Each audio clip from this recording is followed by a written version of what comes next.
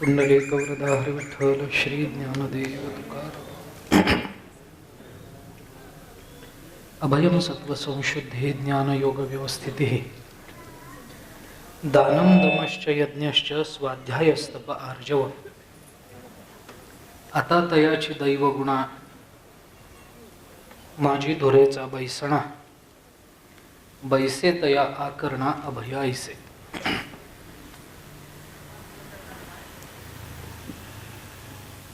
पूजनीय तीर्थस्वरूप दादांच्या प्रथम पुण्यस्मरणाच्या निमित्ताने चालू असणाऱ्या या प्रवचनमालेच्या तृतीय सत्राला अंतिम सत्राला आपण प्रारंभ करतो आहोत. याच्याकरता दैवी गुणातल्या अभय या पहिल्याच गुणांबद्दल आपली चर्चा चालू आहे. अभय कळण्याकरता भय कळलं पाहिजे आणि भयाचं नेमकं स्वरूप काय आहे, त्याचं मानसशास्त्रीय विश्लेषण काय होऊ शकतं, या संबंधातला थोडासा विचार करून त्या भयातून बाहेर पडण्याकरता ज्ञानेश्वर महाराजाधिक संत महात्म्यांनी आपल्याला नेमके काय उपाय सांगितलेत, या संबंधातला विचार आपण करत होतो. बळी मिळवणे समस्त आप्त विषय विभांडू पाहत तेणे कासावीस होय चित्त भय निश्चित या नाम. हे भयाची एकनाथ महाराजांनी केलेली व्याख्या आणि त्या व्याख्येच्या अनुषंगानं भय या संकल्पनेचं विश्लेषण, याचा विचार आपण करून आलेलो आहोत. भयाचा विचार करताना वस्तू भय निर्माण करत नसते, वस्तूच्या संबंधानं निर्माण झालेली कल्पना भय निर्माण करत असते, असा काल विचार आपण करत होतो. कल्पना, या कल्पनेला निश्चित असा काही आधार नसतो. निश्चित कोणत्या एका विचारावर ती कल्पना उभी राहिलेली असते असं काही नसतं. उलट चित्ताची जेवढी संदिग्धता जास्त असते तेवढे कल्पनेचे प्रकार जास्त होतात. एक सामान्य मानसशास्त्र आहे. अगदी सोपं उदाहरण सांगायचं झालं तर आपल्याला मुंबईला जायचं आहे का आपल्याला औरंगाबादला जायचं आहे, हे ज्या वेळेला माणसाचं ठरलेलं असतं त्यावेळेला तिथं कल्पना उदयाला येत नाही. पण दोन्हीपैकी कुठे जावं अशी संदिग्धता तर जर निर्माण झाली तर मग मात्र कल्पनेला वाव राहतो. दोलायमान अंतःकरणाचा परिणाम म्हणजे कल्पना आहे आणि त्या कल्पनेचा परिपाक म्हणजे भय आहे. भयाचा हा विचार आपण करून पहा. भयाच्या संबंधानं आपण हे बोलून आलोय. दुजे जव जव घडे तव तव संसार भय जोडे, किंवा द्वितीयाद्वै भयम भवती, किंवा भयम द्वितीयाभिनिवेशता स्यात् ईशादपेतस्य विपर्ययो स्मृती. या सगळ्या प्रमाणाने भयाच्या निर्मितीकरता 3 कारणं सांगितली जातात. एक स्वभिन्नता, दुसरी प्रतिकूलता आणि तिसरी प्रबलता. नुसत्या स्वभिन्नतेत भय नाही, त्याच्याकरता प्रतिकूलता लागते. स्वभिन्न आणि प्रतिकूलतेत भय राहत नाही, त्याच्याकरता प्रबलता लागते. आणि असं भय माणसाच्या अंतःकरणामध्ये निर्माण झालं की ते भय माणसाचा प्रपंच किंवा परमार्थ दोन्ही सुखाचा होऊ देत नाही. याच्याकरता ज्ञानेश्वर महाराजांनी अभयाचा विचार पहिल्या प्रथम केलाय. त्याचा विचार काल आपण करून आलो. आणखीन एका अंगाने भयाच्या निर्मितीचा जर विषय थोडासा शास्त्रीय साहित्यशास्त्राच्या दृष्टीने करायचा झाला तर तसाही आपल्याला करता येणं शक्य आहे. मी आतापर्यंत जे बोललो ते साधारण सगळं तत्वदृष्टीनं मानसशास्त्राच्या दृष्टीनं हे विचारात घेण्यासारखं होतं. पण साहित्यशास्त्राच्या दृष्टीने जर आपण विचार केला तर आपल्याला लक्षात येईल की भय हा जो मनोविकार आहे तो मानसशास्त्राच्या दृष्टीने मनोविकार असेल, परंतु साहित्यशास्त्राच्या दृष्टीने भयानक हा रस आहे. आपण त्याही अंगाने विचार करून बघा. भयानक हा रस आहे. आणि रस कशाला म्हणतात? जो आपल्याला आनंद देतो त्याला रस म्हणतात. रस रस्यत इति रसहा. नाही का? रसाची व्युत्पत्ती सांगत असताना जो आपल्याला आनंद देतो, आता भय आनंद देतं का? तर आपल्या सगळ्यांचं उत्तर एक आहे, नाही. परंतु मी आपल्याला एक गंमत सांगतो. आपण नाटकाला गेला किंवा सिनेमाला गेला, काय जे असेल ते, तुमचं स्वारस्य कशात आहे मला नेमकं सांगता येणार नाही, पण समजा आपण नाटकाला गेलो आणि त्या नाटकाला गेल्यानंतर तो जो कोणी नट आहे, तिथला जो काही उद्दीपन विभाव जे काही असेल ते, आलंबन विभाव उद्दीपन विभाव या दोन्ही असं आहे. भरत मुनींनी नाट्यशास्त्रामध्ये रसाच्या निर्मितीचं कारण सांगताना असं म्हटलंय, विभाव अनुभाव व्यभिचारी भाव संयोगात रस निष्पत्ती, असं भरत मुनींचं सूत्र आहे नाट्यशास्त्रामध्ये. त्याच्यामध्ये विभाव अनुभाव आणि व्यभिचारी भाव यांच्या संयोगातून रसनिष्पत्ती होते असं म्हटलंय. त्याच्यातले विभावाचे उद्दीपन विभाव आणि अलंबन विभाव असे दोन प्रकार होतात. त्या तपशिलात आता जाण्याचं आपल्याला कारण नाही आहे.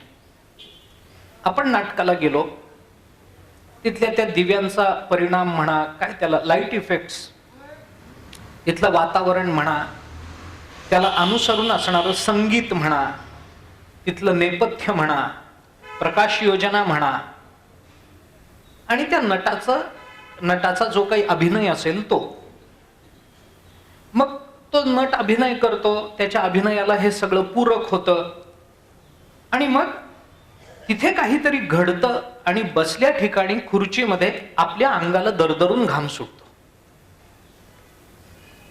एकदम आपण घाबरतो, भय निर्माण होतं, दचकतो आपण. सगळा अनुभव घेऊन जेव्हा नाटक संपतं, तेव्हा नाटक संपवून जेव्हा आपण बाहेर पडतो, तेव्हा आपली चर्चा काय असते, काय सुंदर नाटक होतं, काय भय निर्माण केलं. भय सुंदर असतं का हो?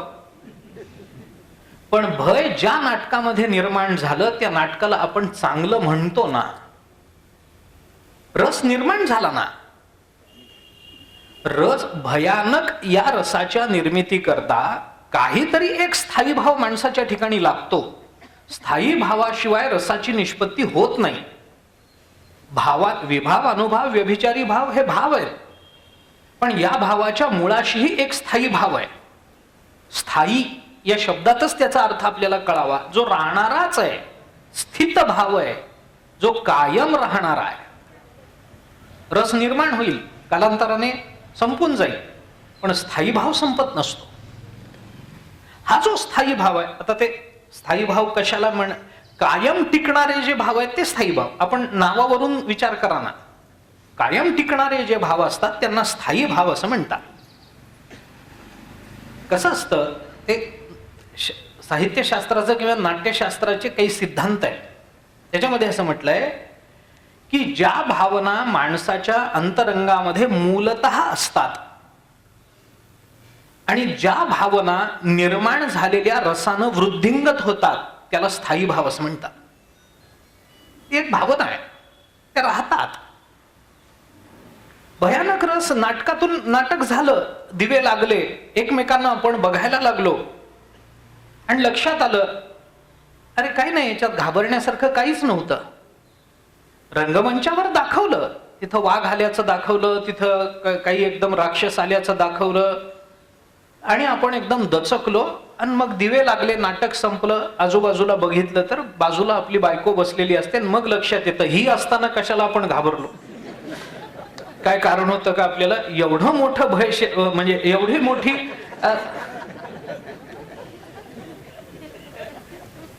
आपली बायको आपल्या शेजारी असताना आपण वाघाला घाबरावं याला काय अर्थ आहे, राक्षसाला घाबरावं याला काय अर्थ आहे. याच्यात घाबरण्यासारखं काही नव्हतं. नंतर गेलं, भयानक हा रस निर्माण झाला होता, तो गेला, संपलं, तो उतरला. पुन्हा कालांतराने 4-2 महिन्यांनी दुसऱ्या नाटकाला गेलो, तिथेही आपण घाबरलो. मग एकदा इथं भय निर्माण झाल्यानंतर पुन्हा भय निर्माण होण्याचं कारण का? कारण स्थायी भाव आपल्या ठिकाणी नित्य आहे म्हणून.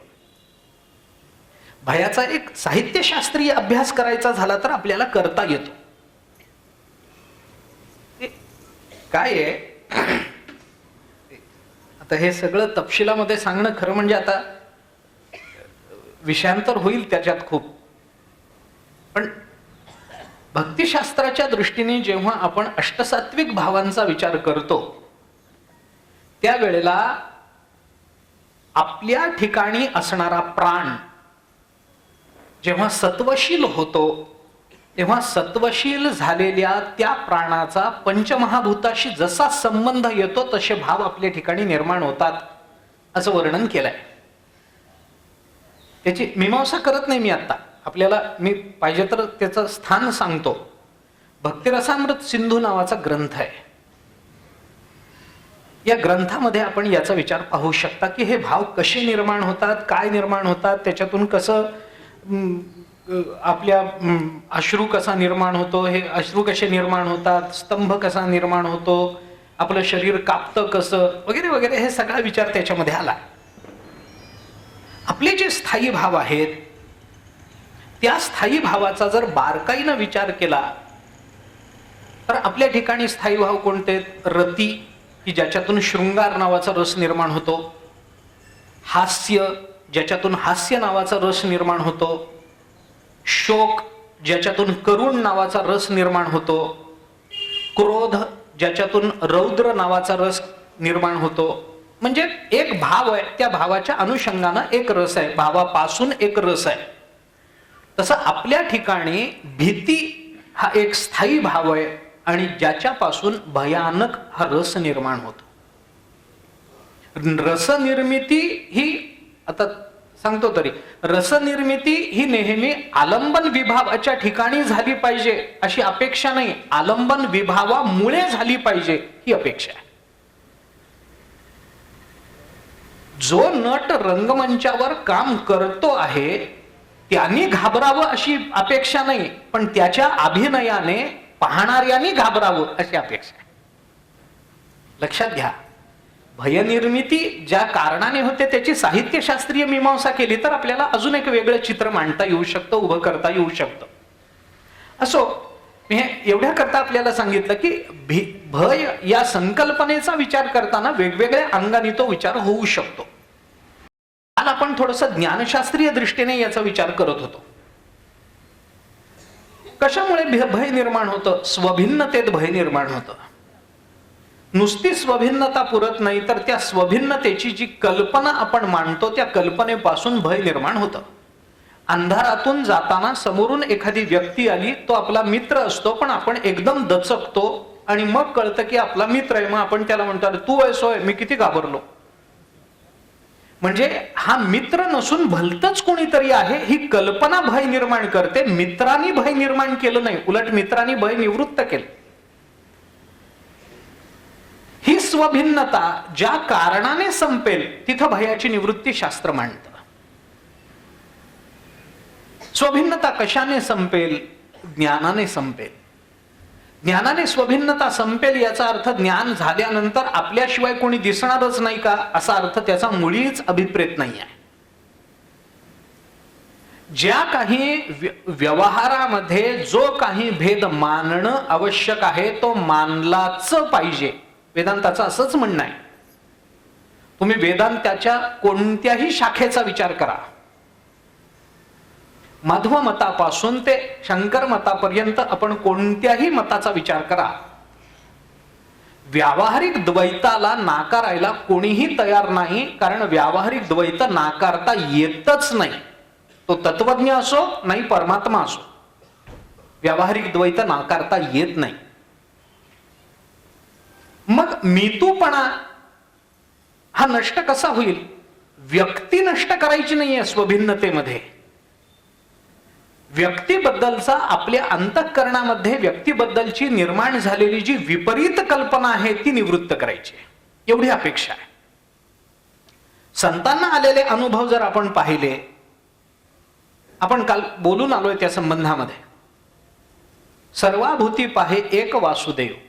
संतांची वचनं आपण पहा, सर्वांच्या ठिकाणी ते एक पाहतात. पंडित तोची एक भला, नित्य भजे जो विठ्ठला, अवघे समब्रह्म पाहे सर्वाभूती विठ्ठल आहे. जे जे भेटे भूत ते ते मानिजे भगवंत, हा भक्तियोग निश्चित जाण माझा.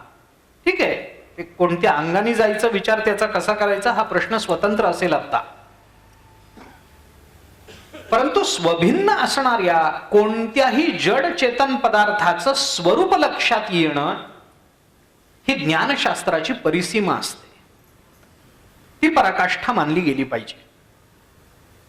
मग तो जड असेल किंवा तो चेतन असेल याच्याशी कर्तव्य नाही आहे. जड पदार्थाला सुद्धा तत्व मानणं आपल्याकडे आहे. आपल्या संस्कृतीमध्ये जाता जाता जात्याला पाय लागला, आता जातं राहिलं नाही म्हणून ठीक आहे, उखळाला पाय लागला, जाऊ द्या, हेही सोडून द्या, आता हे सापडतच नाहीत घरामध्ये. उखळ नाही, जाता नाही. केरसुणीला पाय लागला तर आपण काय करतो? नमस्कार करतो. जाता जाता एखाद्या माणसाला पाय लागला, आपण काय करतो? नमस्कार करतो. कशा करता हा नमस्कार सांगितला? केरसुणीला पाय लागला, नमस्कार करा. कशा करता सांगितलं असेल? जड पदार्थामध्ये सुद्धा एक चैतन्य बघण्याची आपली संस्कृती आहे. त्याच्याकडे बघताना सुद्धा स्वरूपानं बघितलं पाहिजे, माझ्या सारखं म्हणून बघितलं पाहिजे, ही अपेक्षा आहे. लहान मुलं प्रश्न विचारतात, म्हणजे एक थोडस वेगळ्या अंगाने जाता जाता बोलतो.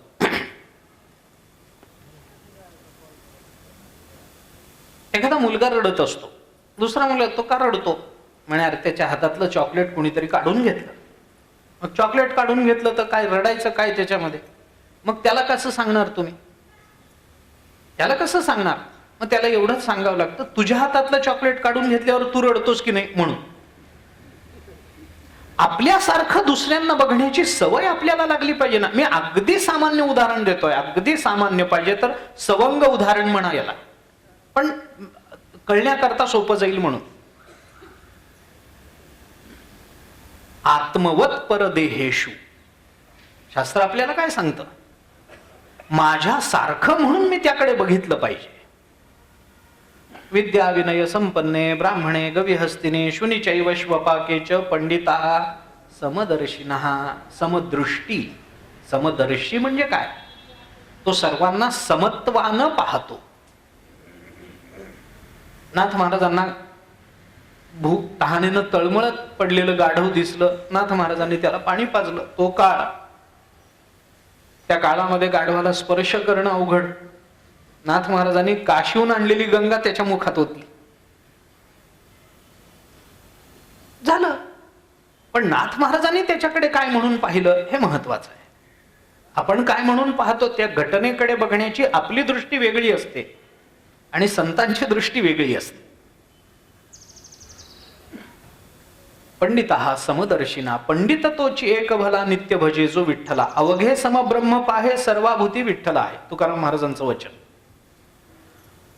सगळ्यांना सम असं आहे.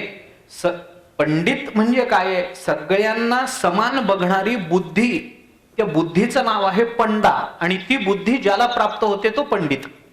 असं आहे. पंडित या शब्दाची व्याख्या करताना शंकरानंदांनी टीकेमध्ये आचार्यांनी केलंय चिंतन, हेच केलंय. पंडा नाम आत्मविषया बुद्धी यस्य सहा पंडिता. पंडा म्हणजे आत्मविषयक बुद्धी, आत्मस्वरूपाला बघणारी जी बुद्धी असते त्या बुद्धीचं नाव आहे पंडा. तिला पंडा म्हणतात. आणि अशी बुद्धी ज्याला प्राप्त झाली त्या पंडिताने, त्या पंडा या बुद्धीनं जो युक्त आहे तो पंडित.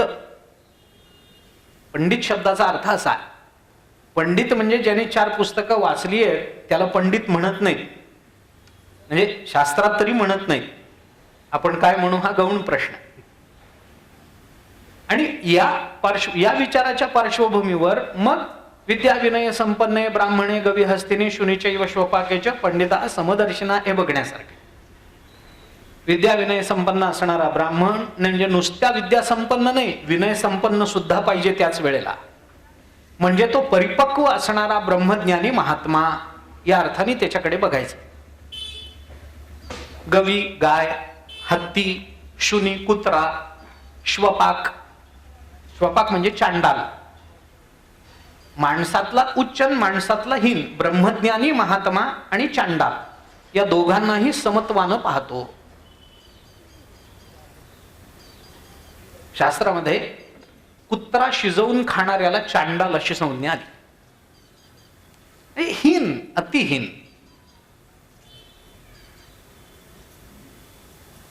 यांना समत्वानं तो पाहतो, कारण त्याच्या दृष्टीला क्रिया पडत नाही, त्याच्या दृष्टीला देह पडत नाही, त्याच्या दृष्टीला देहाची युक्तायुक्तता दिसत नाही, त्याच्या दृष्टीला तो देह ज्या पापानं निर्माण झाला किंवा पुण्यानं निर्माण झाला त्या पापपुण्याचा भेद दिसत नाही. त्या दृष्टीला दिसतं ते फक्त त्या देहाचं अधिष्ठान असणारं आत्मतत्व. आणि ते आत्मतत्व ज्याला दिसेल त्याला भय मानायचं कारण नाही, कारण ज्याला आत्मा कळाला त्याला भय नसतं. यतो वाचो निवर्तन्ते अप्राप्य मनसा सह आनंदम ब्रह्मणो विद्वान न बिभेती कुतश्चन. तैत्तिरीय उपनिषदाने आपल्याला या संबंधामध्ये सांगितलं, ज्याला परब्रह्म स्वरूप कळालं तो कशालाही कुठेही घाबरत नाही. ज्ञानानं होतं काय? भय निवृत्त होतं म्हणजे होतं काय? याचा अर्थ एकच आहे की ज्ञानानं कल्पना थांबते, आणि कल्पना थांबल्यामुळे कल्पनेचं कार्य असणारं भय ते आपोआप थांबून जातं, निर्माणच होत नाही. कारण भयाला निर्माण करणारी कल्पना आहे. कल्पना थांबली, भयाच्या निर्मितीचं उपादानच संपलं, भय निर्माण होणार नाही. अगदी सोप्या परिभाषेमध्ये सांगायचं झालं तर एखादा मनुष्य झोपला, त्याला स्वप्न पडलं, स्वप्नामध्ये त्याला भूत राक्षस काही दिसलं, दचकतो की नाही? दचकतो. बरं, हे दचकणं हे भय कुठपर्यंत राहतं? जोपर्यंत तो झोपेतून जागा होत नाही तोपर्यंत. एकदा जागा झाला काय भय आहे त्याला? स्वप्न ही जर कल्पना असेल तर ज्ञान ही जागृती आहे. आपण बघा, स्वप्न ही कल्पना आहे ना, मग त्या कल्पनेची निवृत्ती होणार कधी? जागृतीत होणार. म्हणून जागा जागा जागा हे सगळे संत महात्मे आपल्या कानाशी गजर करत असतात तो याचा. जागे व्हा, उठा जागे व्हा रे आता, स्मरण करा पंढरीनाथा. आपण म्हणतो ना काकड्या, उठा उठा साधू संत, साधा आपुले जगजोगी जगजोगी, जागे जागे बोलती. किती प्रमाण. उत्तिष्ठत जाग्रत प्राप्य वरान्य बोधत, क्षुरस्य धारा निशिथा दुरत्यया, दुर्गम पथस्तत् कवयो वदन्ति. उपनिषद बोलताना उत्तिष्ठत जागृत. जाग्रत कशातून जाग्रत? जागं व्हा, पण कशातून जागं व्हा? कारण जागं व्हायचं असेल तर पहिल्यांदा झोपलं पाहिजे ना. जो झोपलाच नाही त्याला काय जागं करायचंय? उत्तिष्ठत जाग्रत. अरे पण कशातून जाग्रत? आचार्यांनी भाष्यामध्ये सांगितलंय, अज्ञान निद्राया, अज्ञानाच्या झोपेतून जाग व्हा. ही जागृती एकदा आली की मग भयाचं कारण राहत नाही, मग पुन्हा स्वप्नाची भीती नाही. जोपर्यंत स्वप्न चालू आहे तोपर्यंत स्वप्नामध्ये दिसणाऱ्या वस्तूंची आपल्याला भीती वाटू शकते. स्वप्नामध्ये वाघ दिसला, भीती वाटू शकते. स्वप्नामध्ये आणखीन काही राक्षस दिसला, भीती वाटू शकते. पण कुठपर्यंत? स्वप्न चालू असेपर्यंत. आचार्यांनी ब्रह्मसूत्र भाष्यामध्ये स्वप्न किती काळ पडू शकतं याचा विचार केलाय. आणि आचार्य म्हणतात की कोणतंही, बऱ्याच वेळेला आपल्याला असं होतं ना की रात्री आपण झोपलो, सकाळी उठलो की आपल्याला वाटतं रात्रभर स्वप्न चालू आहे, रात्रभर स्वप्न पडतं. पण आपल्याला ऐकून आश्चर्य वाटेल, मला माहिती नाही हे वैज्ञानिक स्तरावर सिद्ध होईल न होईल, केलंय कोणी नाही केलंय मला माहिती नाही, पण आचार्याने ब्रह्मसूत्र भाष्यात चिंतन केलंय, कोणतंही स्वप्न हे जास्तीत जास्त 3 क्षणाचं असतं, त्याच्या पलीकडे नसतं. 3 क्षण. ते 3 क्षण स्वप्नातले असतात म्हणून आपल्याला रात्र गेल्यासारखे वाटते. पण स्वप्न जास्त काळ पडत नाही. पण जेवढा काळ ते स्वप्न पडतं त्या स्वप्नात चालू असणाऱ्या स्वप्नामध्ये स्वप्नात दिसणाऱ्या पदार्थांविषयी भय आहे. कारण स्वप्न ही कल्पना आहे. त्या स्वप्नातून जाग झालो आपण, उठून बसलो आणि लक्षात आलं, अरे नाही आपल्याला काही घाबरायचं कारण नाहीये, उजाडलेलं आहे, इथं काही भूत यायची शक्यता नाही, आपलं घर आहे, आपण आपल्या घरात झोपलेलो आहोत, इथं काही हिंस्त्र श्वापद यायचं कारण नाहीये, आजूबाजूला घरं आहेत सगळी. वाघ येणार कुठून येणार, भूत येणार कुठून येणार, हे खोट आहे. गेली भीती. स्वप्नात भीती का वाटली, स्वप्न चालू असेपर्यंत का वाटली? असं आहे, ज्ञानोबाऱ्यांनी म्हटलंय त्या संबंधामध्ये, स्वप्न जोपर्यंत चालू आहे तोपर्यंतच स्वप्नातले पदार्थ सत्य वाटतात. निद्रिता चेवो नये तव स्वप्न साच होल आहे, रज्जू नेणता सापा बिहे विस्मुकवण. दोरी पडलेली असते, माणसाला सापाचा भ्रम होतो. कशामुळे होतो? रज्जूचं अज्ञान आहे. रज्जू नेणता, रज्जू तो ओळखत नाही म्हणून सापा बिहे, म्हणून सापाला घाबरतो. सापाचं भय, मी ज्ञानदृष्टीने बोलतोय, सापाचं भय कुठपर्यंत आहे? जोपर्यंत सापाचं अधिष्ठान असणारी रज्जू कळत नाही तोपर्यंत. अधिष्ठानाच्या ज्ञानामध्ये कल्पना लोप पावते. कल्पना लोप पावली की कल्पनेपासून निर्माण झालेलं भय लोप पावतं. म्हणजे अधिष्ठानाच्या ज्ञानामध्ये भयाची निवृत्ती होत असेल तर ज्ञान आपल्याला अधिष्ठानाचा बोध करून देतं.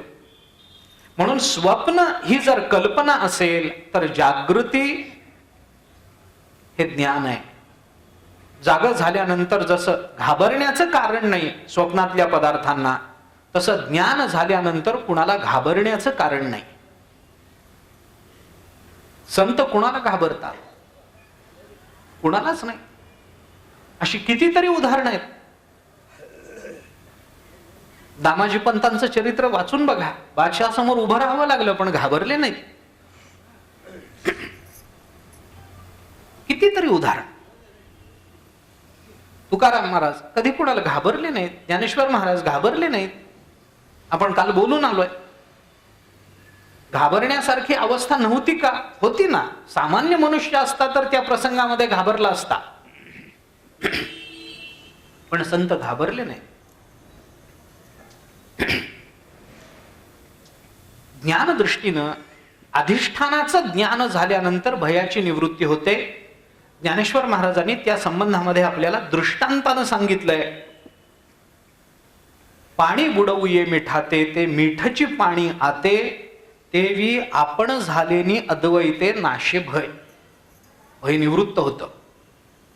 ज्ञानशास्त्राचा विचार काल आपण करत होतो. थोडस पुढे जाऊ आपण. हे वेळेत संपवायचं म्हणून थोडस पुढे जातो. कर्मशास्त्राच्या दृष्टीनं ज्ञानेश्वर महाराजांनी जो विचार केलाय त्या दृष्टीने आपण विचार करून पहा. कर्म मार्गाचा अवलंब करून आपल्याला निर्भय होता येतं का? होता येतं. कधी होता येतं? मी आपल्याला त्या संबंधातला एक सिद्धांत फक्त एका वाक्यामध्ये सांगतो. मला फार विस्ताराची गरज पडणार नाही असं वाटतंय. आपलं अंतःकरण शुद्ध असेल ना, कुणाला घाबरण्याचं आपल्याला काही कारण नाही आहे. हे एक साधं चिंतन आहे, साधा विचार आहे. आपलं मन शुद्ध पाहिजे, आपलं अंतःकरण शुद्ध पाहिजे. कुणाला कशाला घाबरायचं? जे आपण पहिल्या दिवशी बोललो, कर नाही त्याला डर कशाला? कशाला घाबरायचं? मी जर प्रामाणिक आहे तर मला भय निर्माण होण्याचं काय कारण आहे? माझ्या मनामध्ये जर काही विकार नाही आहे तर कोणताच विकार नसेल तर भय नावाचा विकार तरी तिथं का राहील? राहण्याचं कारण काय? ज्ञानेश्वर महाराजांनी या संबंधामध्ये जे चिंतन केलंय ते आपण पहा. दोन गोड दृष्टांत ज्ञानेश्वर महाराजांनी दिलेत. ज्ञानेश्वर महाराज असं म्हणतात,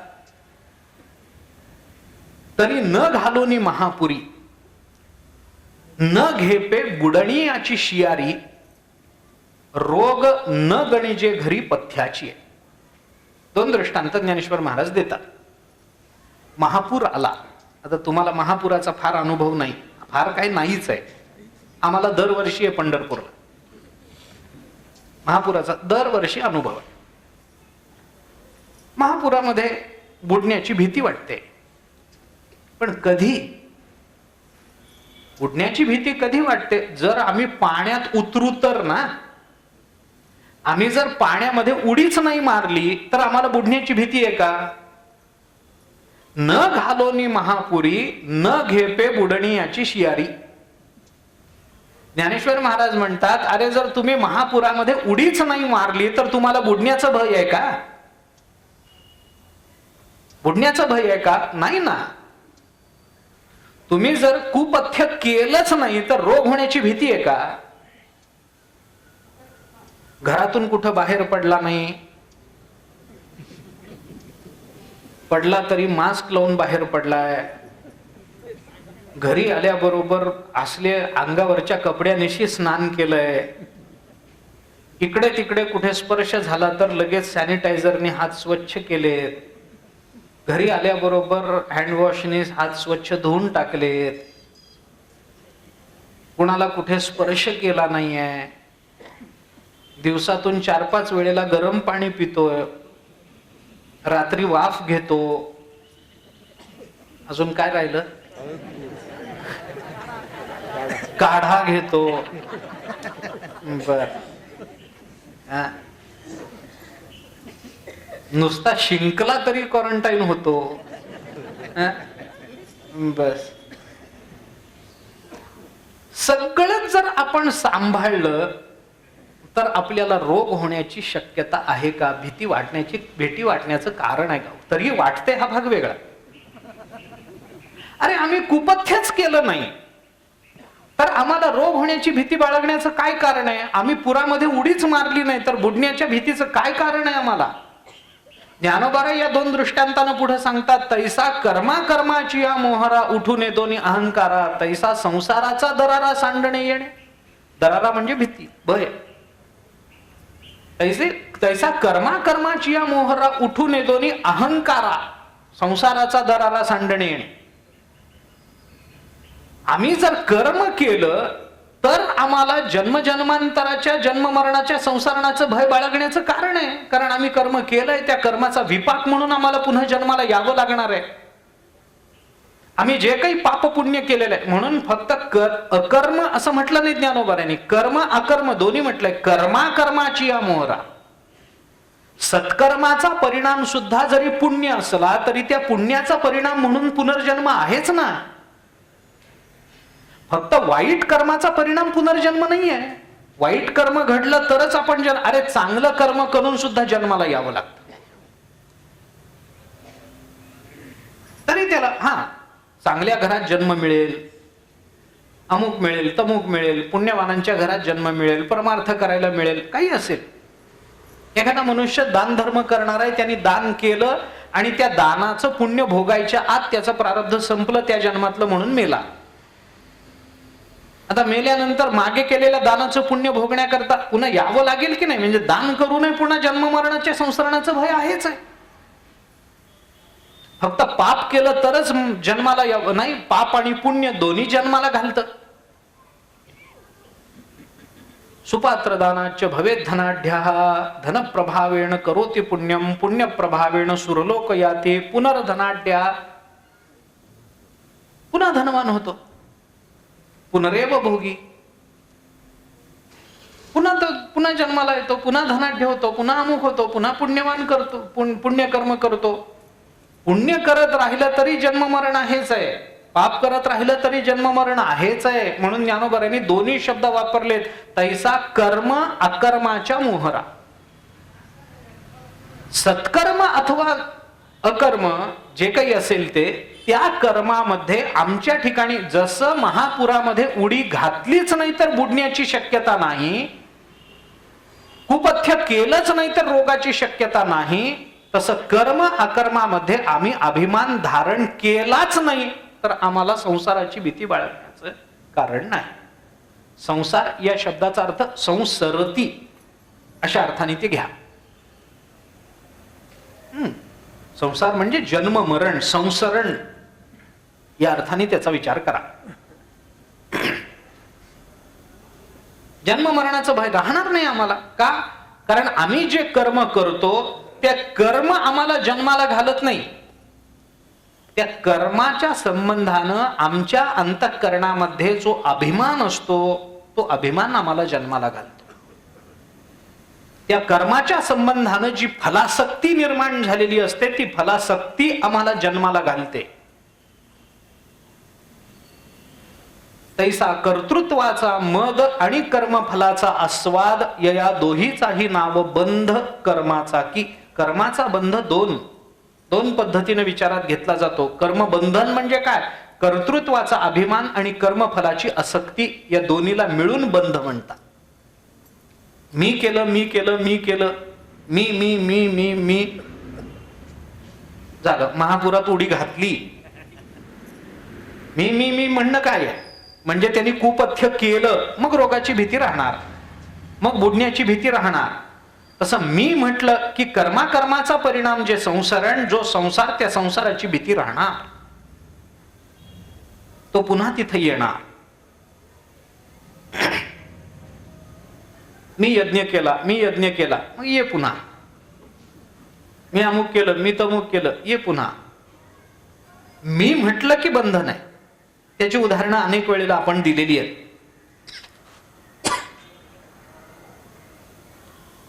ज्ञानेश्वर महाराजांनी कितीतरी पद्धतीनं त्याचा विचार केला. यदहंकारमाश्रित्य 18व्या अध्यायामध्ये. तर सगळा विस्तार करण्याचं कारण नाही, ते योग वासिष्ठामध्ये असं म्हटलंय, द्व्यक्षरस्तु भवेन मृत्यू त्र्यक्षरम ब्रह्म शाश्वतम ममेतीच भवेन मृत्यू न मम इतिच शाश्वतम असं म्हटलंय. 2 अक्षर म्हणजे मृत्यू आणि 3 अक्षर म्हणजे ब्रह्मस्वरूपता असते. मृत्यू 2च अक्षर आणि ब्रह्मस्वरूपता 3च अक्षरात. कोणत्या 2 अक्षरात मृत्यू आहे? मम असं म्हटलं की मरण आहे, आणि न मम म्हटलं की ब्रह्मस्वरूपता आहे. इतकं सोपं आहे. न मम म्हणता आलं पाहिजे एवढी अपेक्षा आहे. माझं माझं मी मी करत राहिला, मरण आहेच आहे. हे माझं नाही. आपण साध्या वैश्वदेवामध्ये आपल्याला आहुती देताना न मम म्हणावं लागतं. ज्ञानोबाऱ्यांनी तर त्याच्याकरता गोड उदाहरण दिलंय. आपणची विऊनी दुहिता न मम म्हणे पिता, तो सुटे की प्रतिग्रहिता जावई शिरकी. ज्ञानोबाऱ्यांनी दृष्टांत दिलाय. मुलीला जन्म देणारा पिता मुलीला जन्म देतो, वाढवतो, आणि उपवर झाली की तिला नवरा बघतो आणि तिला देऊन टाकतो. त्याला ते देण्यामध्ये जे कन्यादान आहे की नाही, त्या कन्यादानामध्ये तो पिता संकल्प करतो की ही आतापर्यंत माझी होती, आता ही माझी राहिली नाही. न मम म्हणे पिता न मम म्हणे आता ही माझी नाही असं म्हणतो, आणि पिता म्हणतो ही आता माझी राहिली नाही, आणि जावई म्हणतो आता माझी झाली. तो अडकतो, तो सुटे. न मम म्हणे पिता, तो सुटे, तो सुटून जातो. आणि प्रतिग्रहिता म्हणजे घेणारा जो आहे तो जावई, तो अडकून जातो. बरं, एका वर्षात अडकला असला वर्षापुरता तर माझं काही म्हणणं नव्हतं. 7 जन्म अडकणं म्हणजे त्याला काही मर्यादा आहे की नाही? बरं, यात 7 जन्मामध्ये दरवर्षीच्या ज्येष्ठ पौर्णिमेला पुन्हा ते कार्ड रिचार्ज करणं आहेच आहे.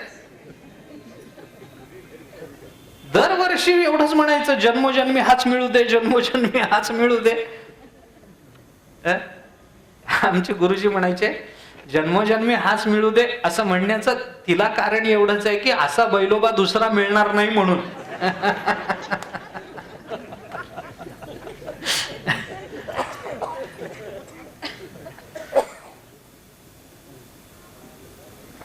तो का अडकला? माझी झाली असं म्हणाला, माझे पण आलं ना, बंधन निर्माण झालं. हा न मम म्हणाला ना, म्हणून सुटला.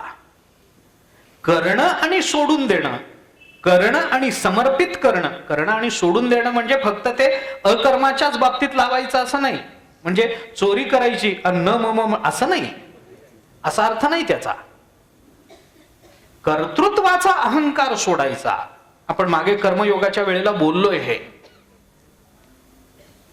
कर्तृत्वाचा अहंकार सोडणं असं जर केलं तर अहंकार निर्माण न झाल्यामुळे आपल्याला जन्म मरणाच्या संसरणाचं भय राहत नाही, हे ज्ञानेश्वर महाराजांना सांगायचं. आता तो अहंकार सोडायचा कसा, टाकायचा कसा, त्याचा विचार करताना मग हे पुन्हा प्रश्न उपस्थित होतात, किंवा हे आपण स्वतःपुरते उपस्थित केले तरी पाहिजे. मी असं म्हणतो की मी अमुक अमुक कर्म केलं, मी प्रवचन केलं. मी प्रवचन केलं असं म्हणताना मग प्रवचन करणारा मी कोण आहे याचा विचार करा. मी केलं म्हणजे कुणी केलं? माझ्या देहाने केलं का? देहाला जर माझं म्हणायचं असेल तर तो देह मला सोडून का जातो? तो जर माझा आहे ना, एवढा प्रेमाचा आहे ना, मग त्यांनी मला सोडून जाण्याचं काय कारण आहे? त्यांनी सोडून जाऊ नये. ज्या अर्थी तो सोडून जातो त्या अर्थी तो माझा नाही आहे. मग आत्म्याने कर्म केलं का? आत्मा कर्म करतच नाही. सर्व कर्म सिद्धी लागी ये मुद्दले हो जगी तेथ न सुवावा अभंगी आत्मराज. 18व्या अध्यायामध्ये ज्ञानोबा राय. कर्मामध्ये आत्मराजाचा विचार होत नाही, कारण आत्मा व्यापक आहे, कर्म परिच्छिन्नतेत होतं वगैरे वगैरे काय जे नियम असतील त्या दृष्टीने. मग केलं कोणी कर्म? बरं, ज्यांनी केलं त्याला मी म्हणावं असं त्याचं माझं नातं काय? वडिलांनी न मम म्हणावं आणि कन्यादान करावं याचा अर्थ इतकी वर्ष जेवढी केवढी ती उपवर होईपर्यंतची वर्ष वडील तिला माझं म्हणत होते, म्हणून आता न मम म्हणाले. तसं कर्माच्या संबंधानं कर्म करण्याची जी काही कारणं सांगितलेली आहेत गीतेमध्ये, त्या कारणांचा विचार करा. पंचैतानि महाबाहो कारणानि निबोध मे सांख्ये कृतांते प्रोक्तानि सिद्धये सर्व कर्मणाम. इथून पुढचे श्लोक वाचा आपण. काय कर्माचं कारण आहे बाबा? अधिष्ठानम तथा कर्ता करणंच पृथक विधम विविधाश्च पृथक चेष्टा दैवम चैवात्र पंचमम. 5 कारण सांगितली. अधिष्ठान, कर्ता, करण, विविध चेष्टा आणि दैव. 5 कारण सांगितली की नाही? ह्याच्यातलं मी कोण आहे? अधिष्ठान म्हणजे मी आहे का? कर्ता म्हणजे मी आहे? कोण मी आहे? करण म्हणजे मी आहे का? चेष्टा म्हणजे मी आहे का? दैव म्हणजे मी आहे? दैव म्हणजे प्रारब्ध असा अर्थ नाहीये इथे. दैव म्हणजे इंद्रियांच्या अधिष्ठात्री देवता असा अर्थ केला. ज्ञानेश्वर महाराजांनी तसाच केला, सगळ्यांनीच तसा केला. सगळ्यांनी म्हणजे अक्षरशः सगळ्यांनी तसा केला. कोण ह्याच्यातलं कर्म करणारे जर हे सगळे आहेत, तर मी कर्म केलं हे म्हणण्यात तात्पर्य काय? जे मी केलेलंच नाही आणि जे माझं नाहीच त्याबद्दलचं ममत्व हे दुःखाला कारण ठरणार नाही काय? असा मुद्दा आहे. माझं साधा विचार सांगतो मी आपल्याला. मागे उदाहरण दिलं असेल बहुतेक. आपण देवपूजा करतो. करत असताना देवपूजा आपण देवाला दुधाचा अभिषेक करतो, अमुक करतो, काय फुलं वाहतो, हार घालतो, देवाला नैवेद्य दाखवतो, अमुक अमुक तमुक जे काही आहे ते करतो. आणि सगळी पूजा झाल्यानंतर मग देवाला नमस्कार करून उठतो आणि मग येऊन सांगतो, सकाळी ना 2 तास पूजा केल्याशिवाय मला समाधानच नाही. पाण्याचा थेंब घेत नाही मी पूजा झाल्याशिवाय. मान्य आहे, श्रद्धेबद्दल माझ्या मनात कोणताही किंतु नाही. पण माझा मुद्दा एवढाच आहे की त्यांनी जी पूजा केली आणि पूजा करण्यामध्ये, पूजा नावाच्या त्याच्या कर्तव्यामध्ये अथवा कर्मामध्ये त्यांनी भगवंताला जे समर्पित केलं त्याच्यातलं त्याचं काय आहे? देवाला दुधाचा अभिषेक केला, दूध त्याचं का गाईचं? गाईने अभिमान बाळगावा, माझं दूध मी देवाला दिलंय म्हणावं, मान्य आहे. बर, गाईच्या ठिकाणी ते जे दूध तयार झालेलं आहे ते वासरा करता तयार झालंय का याच्या करता? वासरा करता तयार झालंय. म्हणजे दुसऱ्याचं काढून घ्यायचं. मी पूजा केली, अरे तू दूध गाईचं. देवाला वाहिलेली फुलं याची आहेत का? नाही. फिरायला गेला सकाळी, येता येता घेऊन आला. अहो तरच फुलं मिळतात, नाही तर मिळत नाहीत. एका ठिकाणी मी गेलो होतो, सहज त्यांची पूजा झाली, मी आपलं माझा अन्निक करत बसलो त्यांच्या देवघरात. देवाला फुलंच नाही. म्हटलं का देवाला फुलं नाहीत? म्हटलं मला फिरायलाच गेलो नाही. म्हणजे हे आश्चर्य आहे ना. कुणाची फुलं? झाडाची फुलं. ते झाड सुद्धा आपल्या मालकीचं नसतं. दुसऱ्याच्या कुणाच्या तरी कुंपणातून एक फांदी बाहेर आलेली असते म्हणून आमची देवपूजा होते.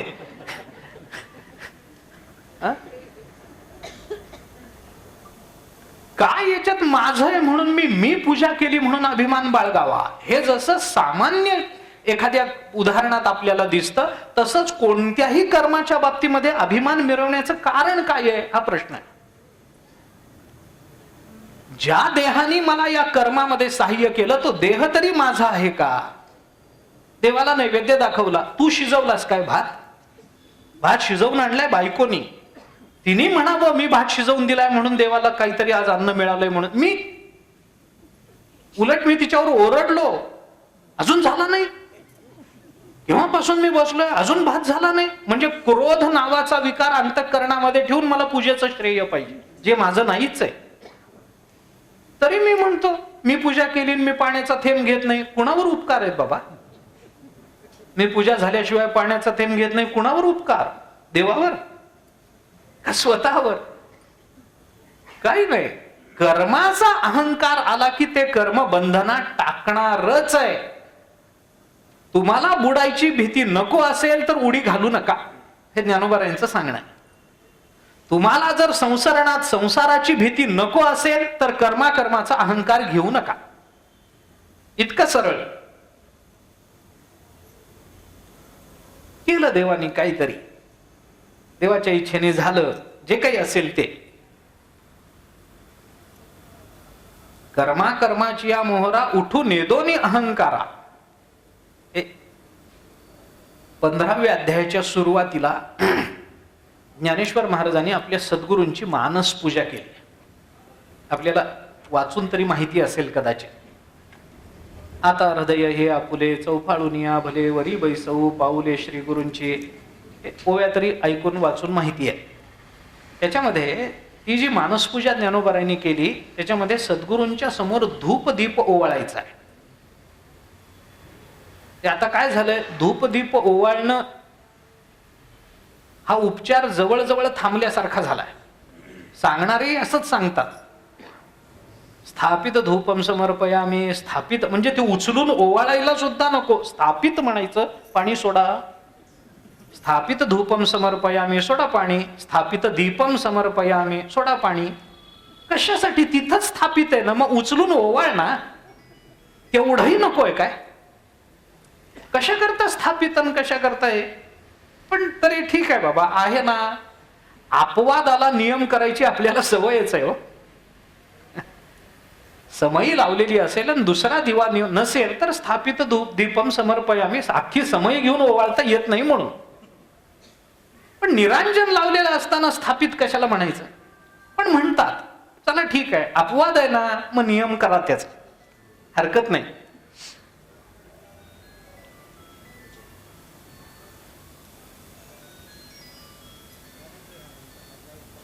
सद्गुरूंच्या संबंधानं सगळी पूजा वगैरे नैवेद्याच्या आधी धूप दीप ओवाळायचा आहे.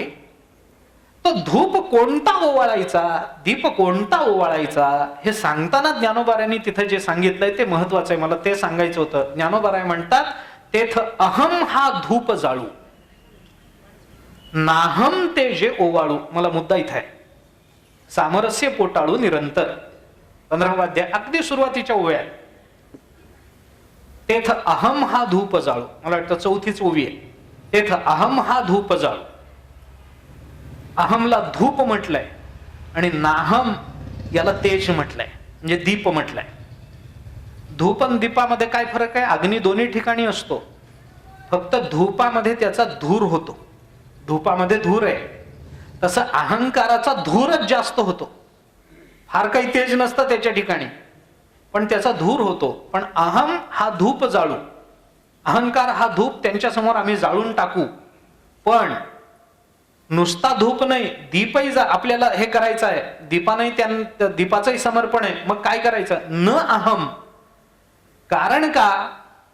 कारण अहंकार जेव्हा निर्माण होतो आणि अहंकाराचा धूप जाळल्यानंतर पुन्हा नाहम ते जे ओवाळू कशा करता सांगितलं? त्याचं हेच कारण आहे की अहंकार टाकल्यानंतर सुद्धा मी अहंकार टाकला याचा अहंकार होऊ नये म्हणून न अहम तेजे ओवाळू. त्या तेजाने आम्ही ओवाळू. कारण कर्माचा अहंकार टाकणं हे सुद्धा अहंकार निर्मितीचं एक कारण आहे. हे लक्षात घ्या. अहंकार टाकून देणं हे सुद्धा अहंकाराच्या निर्मितीचं एक कारण आहे. म्हणजे काय? आपण अहंकार सोडलाय, मग हे काय आहे? हे काय आहे? आपण अहंकार कधीच अरे आहे ना, अजून बोलण्यात दिसतो ना तुझ्या. मग अहंकाराचा त्याग हे सुद्धा अहंकाराच्या निर्मितीचं कारण असेल तर ते निर्मितीचं कारण सुद्धा तेज म्हणून समर्पित करा. नाहम तेजे ओवाळू. आणि असं ज्या दिवशी होईल, सामरस्य पोटाळू निरंतर, हे सामरस्य निर्माण होईल. कशाकरता मी आपल्याला सांगतो? आम्हाला घालवायचंय भय. भयाच्या निवृत्ती करता, त्या निर्भयत्वाच्या प्राप्ती करता कर्मशास्त्राने सांगितलेला जो मार्ग आहे त्या मार्गाचं विश्लेषण आपण करतो. आणि त्याच्या ज्ञानोबाराय बोलताना हे सांगतायत की बाबा, कर्माचा अहंकार टाकणं याच्यातच संसाराचं भय निवृत्त करणं आहे. संसाराचं भय निवृत्त करणं तेवढ्या करताच आहे. तर त्याच कारणाने होऊ शकतं कर्मदृष्टीनं. अहंकार नाही अशी अवस्था. अहंकारात पडायचंच नाही, मग बुडण्याची भीती नाही, मग रोगाची भीती नाही. पथ्यानीच राहायचं. पथ्यानी राहायचं. पथ्य या शब्दाचा आयुर्वेदातला अर्थ ज्याचं सेवन करायचं ते पथ्य आहे. बरं, आपल्याला काय माहितीये? पथ्य म्हणजे काय खायचं नाही ते विचारतात. तसं नाही, काय खायचं याला पथ्य म्हणतात, आणि जे खायचं नाही त्याला कुपथ्य किंवा अपथ्य म्हणतात आयुर्वेदात. एखादा घरी जेवायला येणारा असेल तर आपण त्याला, तुम्हाला काही पथ्य आहे का, म्हणजे काय खायचं नाही, असं नाही. पथ्य म्हणजे जे घ्यायचं ते. तुकाराम महाराजांचा अभंग आहे, ब्रह्मरस घेई काढा तेणे पिढा वारेल, पथ्य नाम विठोबाचे आणि का वाचे न सेवी. पथ्य काय आहे? विठोबाचं नाव घ्यायचं हे पथ्य आहे. पथ्य म्हणजे जे खायचं नाही असेल तर मग विठोबाचं नाव घ्यायचं नाही, त्याला पथ्य म्हणावं लागेल असं नाही. पथ्य म्हणजे जे सेवनाला योग्य आहे आमच्या प्रकृती करता ते पथ्य, आणि जे सेवनाला योग्य नाही त्यांना पाहुण्यांना विचारताना असं विचारावं की तुमचं काही अपथ्य कुपथ्य आहे का, असं विचारावं. म्हणजे मग तो सांगतो मी गोड खात नाही, मी तिखट खात नाही, मी आंबट खात नाही, मी हे खात नाही, मी भात खात नाही, मी भात, काय जे असेल ते तो सांगेल. किंवा जर पथ्य विचारायचं असेल तर काय खाणार आहात ते विचारावं. जर आम्ही पथ्याने वागलो तर आम्हाला रोगाची भीती नाही. आमचा आहार विहार जर योग्य असेल, युक्त आहार विहार, नेम इंद्रियासी सार, नसावी बासर निद्रा बहुभाषण, हे जर आम्ही असं जर वागलो, बासर निद्रा नाही, बहुभाषण नाही, मिताहारी असेल, कमी बोलणारा, कमी खाणारा, असं जर असेल तर कशासाठी रोग त्याच्या मागे लागेल? युक्त आहार विहार असेल, आहार चांगला युक्त आहे, विहार चांगला आहे, व्यायामाचं शरीर आहे, का रोग येईल? तसं कर्माचा अभिमान आपण धरला नाही, काय म्हणून आम्हाला भयाचं कारण आहे? संसाराचा दरारा सांडणे येणे. हा झाला कर्मशास्त्राच्या दृष्टीने विचार. एक ज्ञानशास्त्राच्या दृष्टीने विचार आहे, आत्मस्वरूपाच्या यथार्थ ज्ञानामध्ये भय राहत नाही. दुसरा कर्मशास्त्राचा विचार आहे, कर्मातल्या अभिमानाच्या त्यागानं भय निर्माण होत नाही. आणि आता एक विचार आहे तो भक्तिशास्त्राच्या अंगाने. एवढा एक विचार सांगतो. ज्ञानेश्वर महाराजांनी त्याचा विचार करताना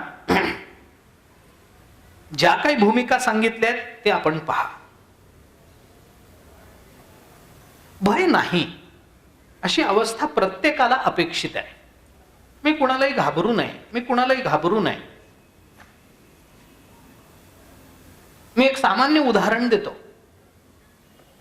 अगदीच सामान्य. मगाशी म्हटल्याप्रमाणे सवंग म्हणा, कारण ते खरं म्हणजे प्रवचनात देऊ नये, पण देतो. एखाद्या मंत्री तर कुणालाच घाबरत नाही, हे काही प्रवचनात सांगण्याचा सिद्धांतच नाही. पण त्याच्या जवळ राहणारा त्याचा सेवक सुद्धा कुणालाही घाबरत नाही. का घाबरत नाही? मंत्र्याचा माणूस, समर्था घरचे, मी काही म्हणालोच नव्हतो, तुमच्या तोंडातून आलाय, मी कुणालाही नावं ठेवत नाही.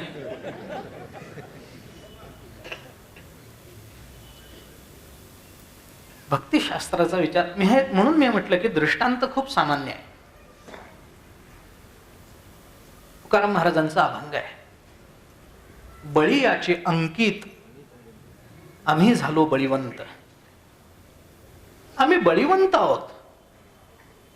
किती बळीवंत? का बळीवंत झालात तुम्ही? अरे सगळ्या जगात आम्ही बलवान आहोत, तुकाराम महाराजांनी म्हटलंय. तुका म्हणे काळ आता करू न शके बळ. आता काळ सुद्धा आमच्यावर बळ करू शकत नाही.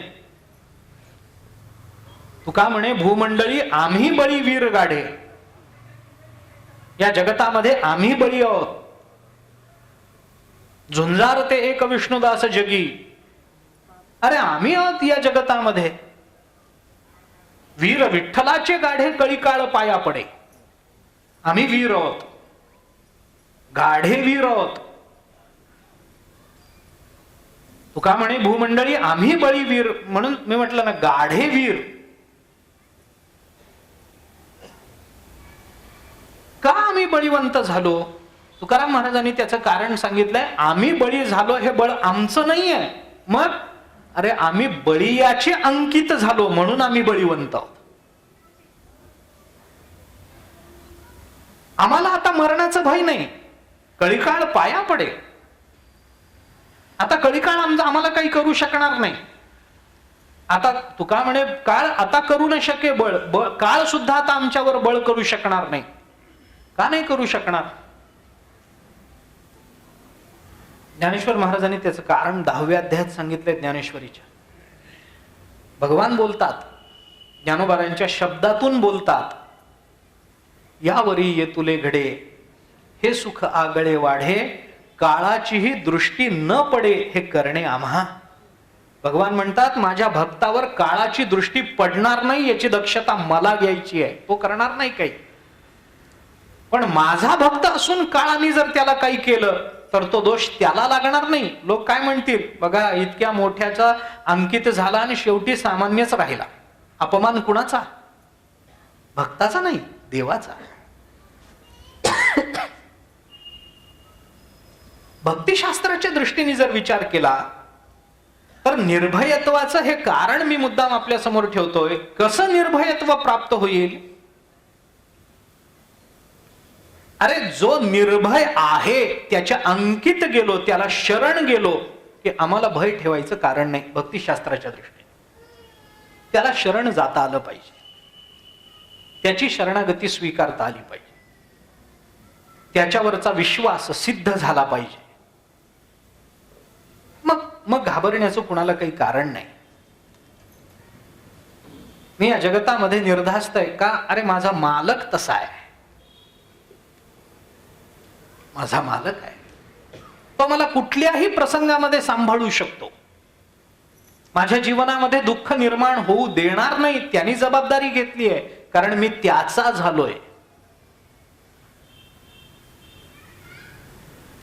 नदीला जर प्रवाहाचं भय निवृत्त करायचं असेल तर तिने काय करावं?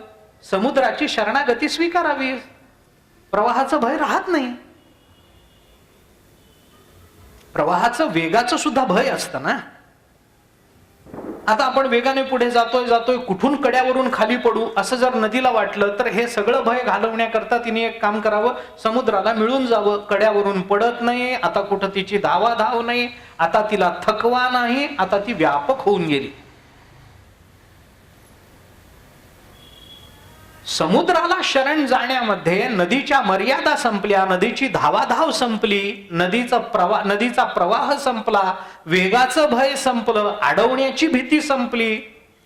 नाही तर नदीला ती भीती, कुणी मला अडवेल, त्याच्यावर बंधारा बांधेल, त्याच्यावर धरण बांधेल, माझा वेग कुंठित होईल. हे सगळे भय निवृत्त करायचे असतील तिने एक करावं, समुद्राची शरणागती स्वीकारावी. संपलं. आता तिच्यावर धरण नाही, आता तिला प्रवाहाचं भय नाही, आता तिला दोन तीराचं भय नाही, आता तिला मर्यादेचं भय नाही, आता ती व्यापक झाली.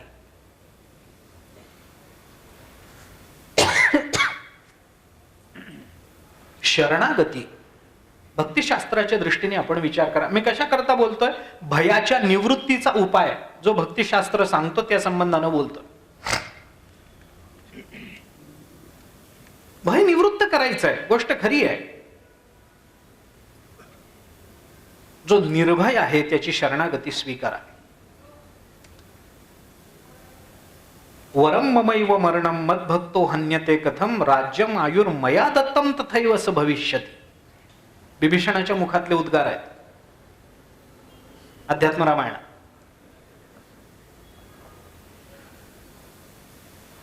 भृत्यापराधे सर्वत्र स्वामिनाम दंडयिष्यते. रामचंद्र प्रभू बोलतात, मरण समोर आहे बिभीषणाच्या, सगळे बिभीषणाला मारू पाहतायत. मोठी कथा आहे. लंकेचं राज्य मिळाल्यानंतर बिभीषण एका शिवरात्रीला रामेश्वराला आले आणि रामरायांनी स्थापित केलेल्या लिंगाचं अर्चन करावं म्हणून सगळी सामुग्री लंकेतून घेऊन आले आणि उत्तम पद्धतीची पूजा त्यांनी रामेश्वराची केली. ती पूजा करून बिभीषण बाहेर आले आणि पुष्कळसा बेल वाहिलेला असल्यामुळे त्या हिरव्या रंगाकडे, त्या पानाकडे बघून एक गाय तिकडे निघाली. हिरवा रंग, ज्ञानोबाऱ्यांनी म्हटले हिरवा चारा भांबावे पशु. हिरवा चारा बघितला की पशु भांबावतो. गाय निघाली. बिभीषणाला वाटलं आता ही गाय जाऊन आपली पूजा उद्ध्वस्त करेल, म्हणून तिला हाकलण्याकरता म्हणून एक वाळलेली गवताची काडी जमिनीवर पडली होती, दुर्वेतली वगैरे काही, त्यांनी ती उचलली आणि हाकलण्याकरता गायीला फेकून मारली. एक वाळलेली गवताची काडी, काय सामर्थ्य असेल. पण त्याचं दुर्दैव असं आडवं आलं की त्या वाळलेल्या गवताच्या काडी त्या गायीच्या अंगावर पडली आणि गाय मेली. झालं असेल तिचंही प्रारब्ध संपणं, याते काहीतरी कावळा बसायला, फांदी तुटायला गाठ पडली, काकतालीयानं काही झालं.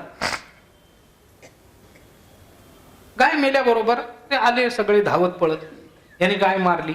मग आता काय करायचं? रामराज्य, रामाच्या राज्यामध्ये गाय मारणाऱ्याला देहदंड हे शासन होतं. रामाच्या राज्यात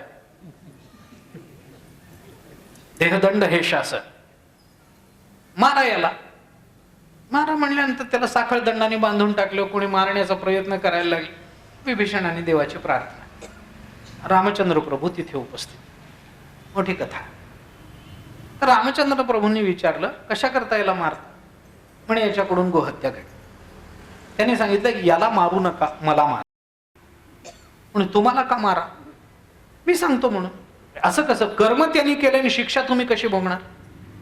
त्यावेळेला रामचंद्र प्रभू हे बोललेत, वरम ममैव मरणम मद्भक्तो हन्यते कथम.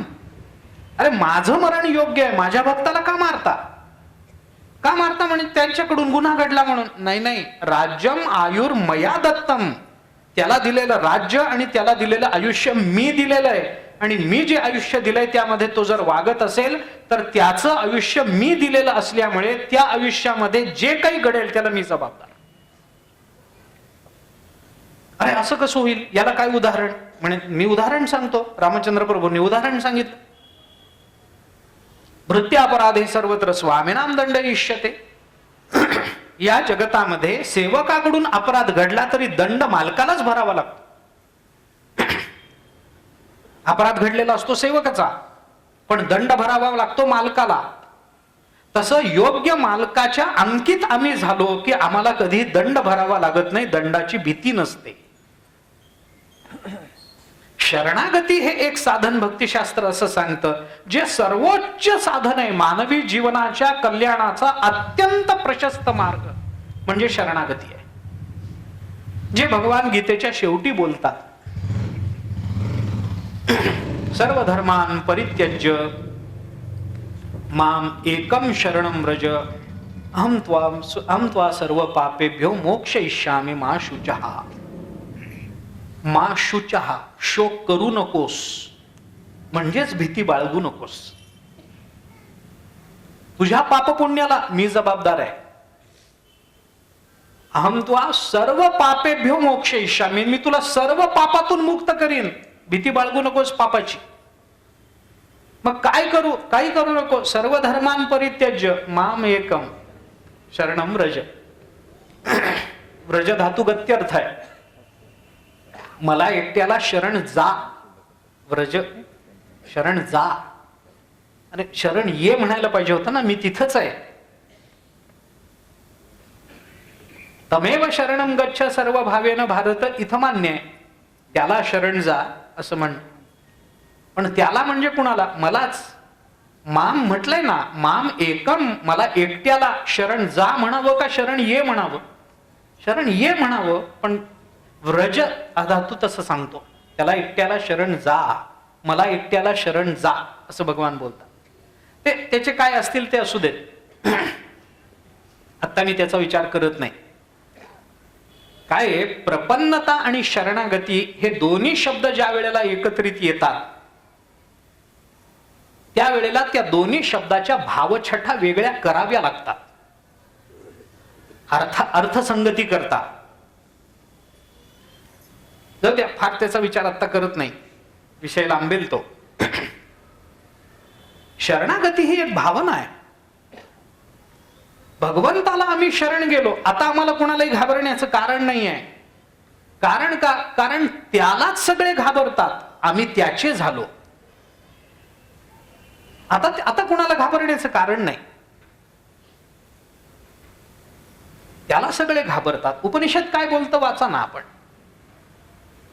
भयात अग्निस्तपती भयात तपती सूर्य भयात इंद्रश्च वायुश्च मृत्युर्धावती पंचमा. कठोपनिषदात, काहीतरी उपनिषदात आलं. सगळाच विचार सांगण्याचं कारण नाहीये, मी कशा करता सांगतो ते लक्षात घ्या. त्याच्या भयानं सूर्य प्रकाशित होतो, त्याच्या भयानं अग्नी प्रज्वलित होतो, त्याच्या भयानं इंद्र कार्य करतो. नाही, मृत्युर्धावती पंचमहा, मृत्यू सुद्धा त्याच्या भयानं धावतो.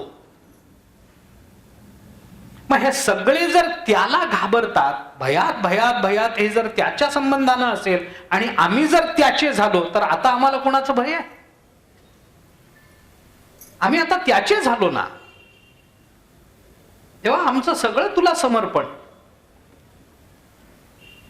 आणि त्याच्याशिवाय असं आहे, शरणागती ही भगवंताशिवाय अन्यांची होऊच शकत नाही. हे मंत्र्यांना वगैरे शरण जाणं नसतं, त्यांच्याकडून काम करून घेणं असतं. ती शरणागती नसते, भगवंताची शरणागती आहे.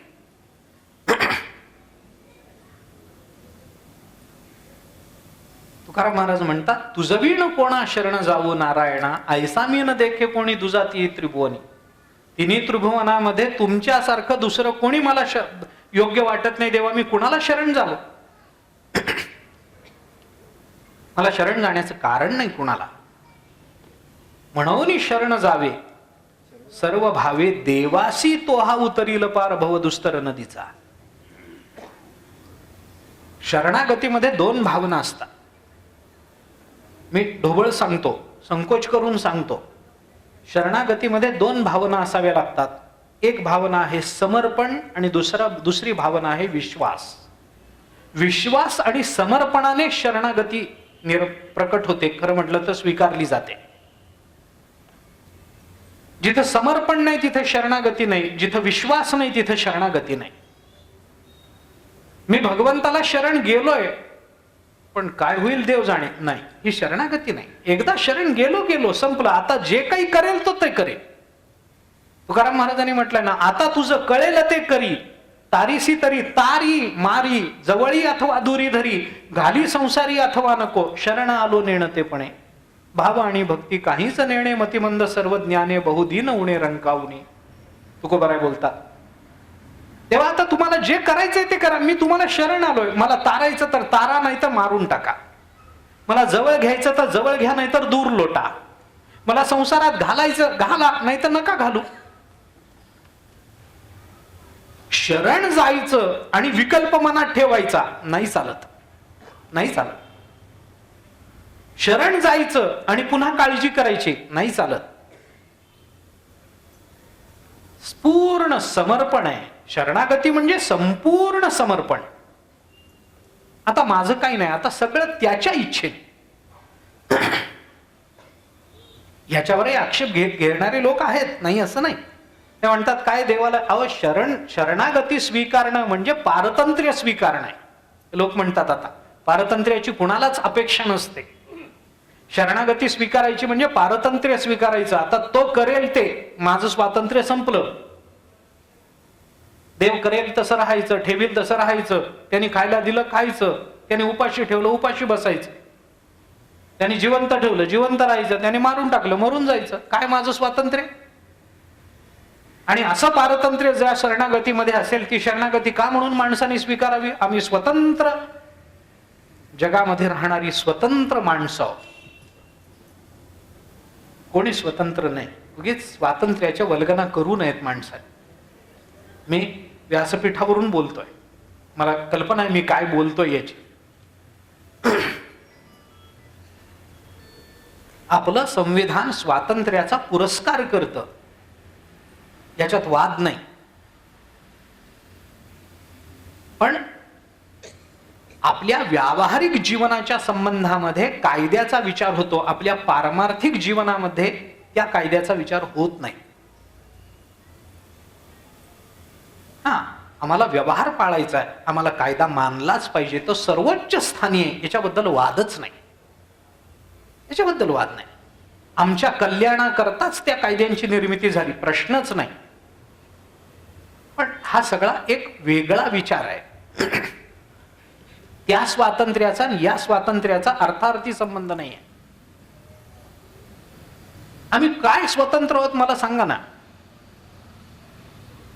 आम्ही किती दिवस जगावं याचं स्वातंत्र्य आपल्याला आहे का?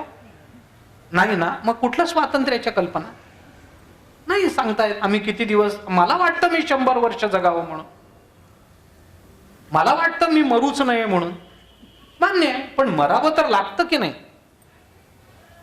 जगस्प्रहे आस्पद एक सार्वभौम पद, न मरणे निर्विवाद जगा पडिये, ज्ञानोबराय म्हणतात.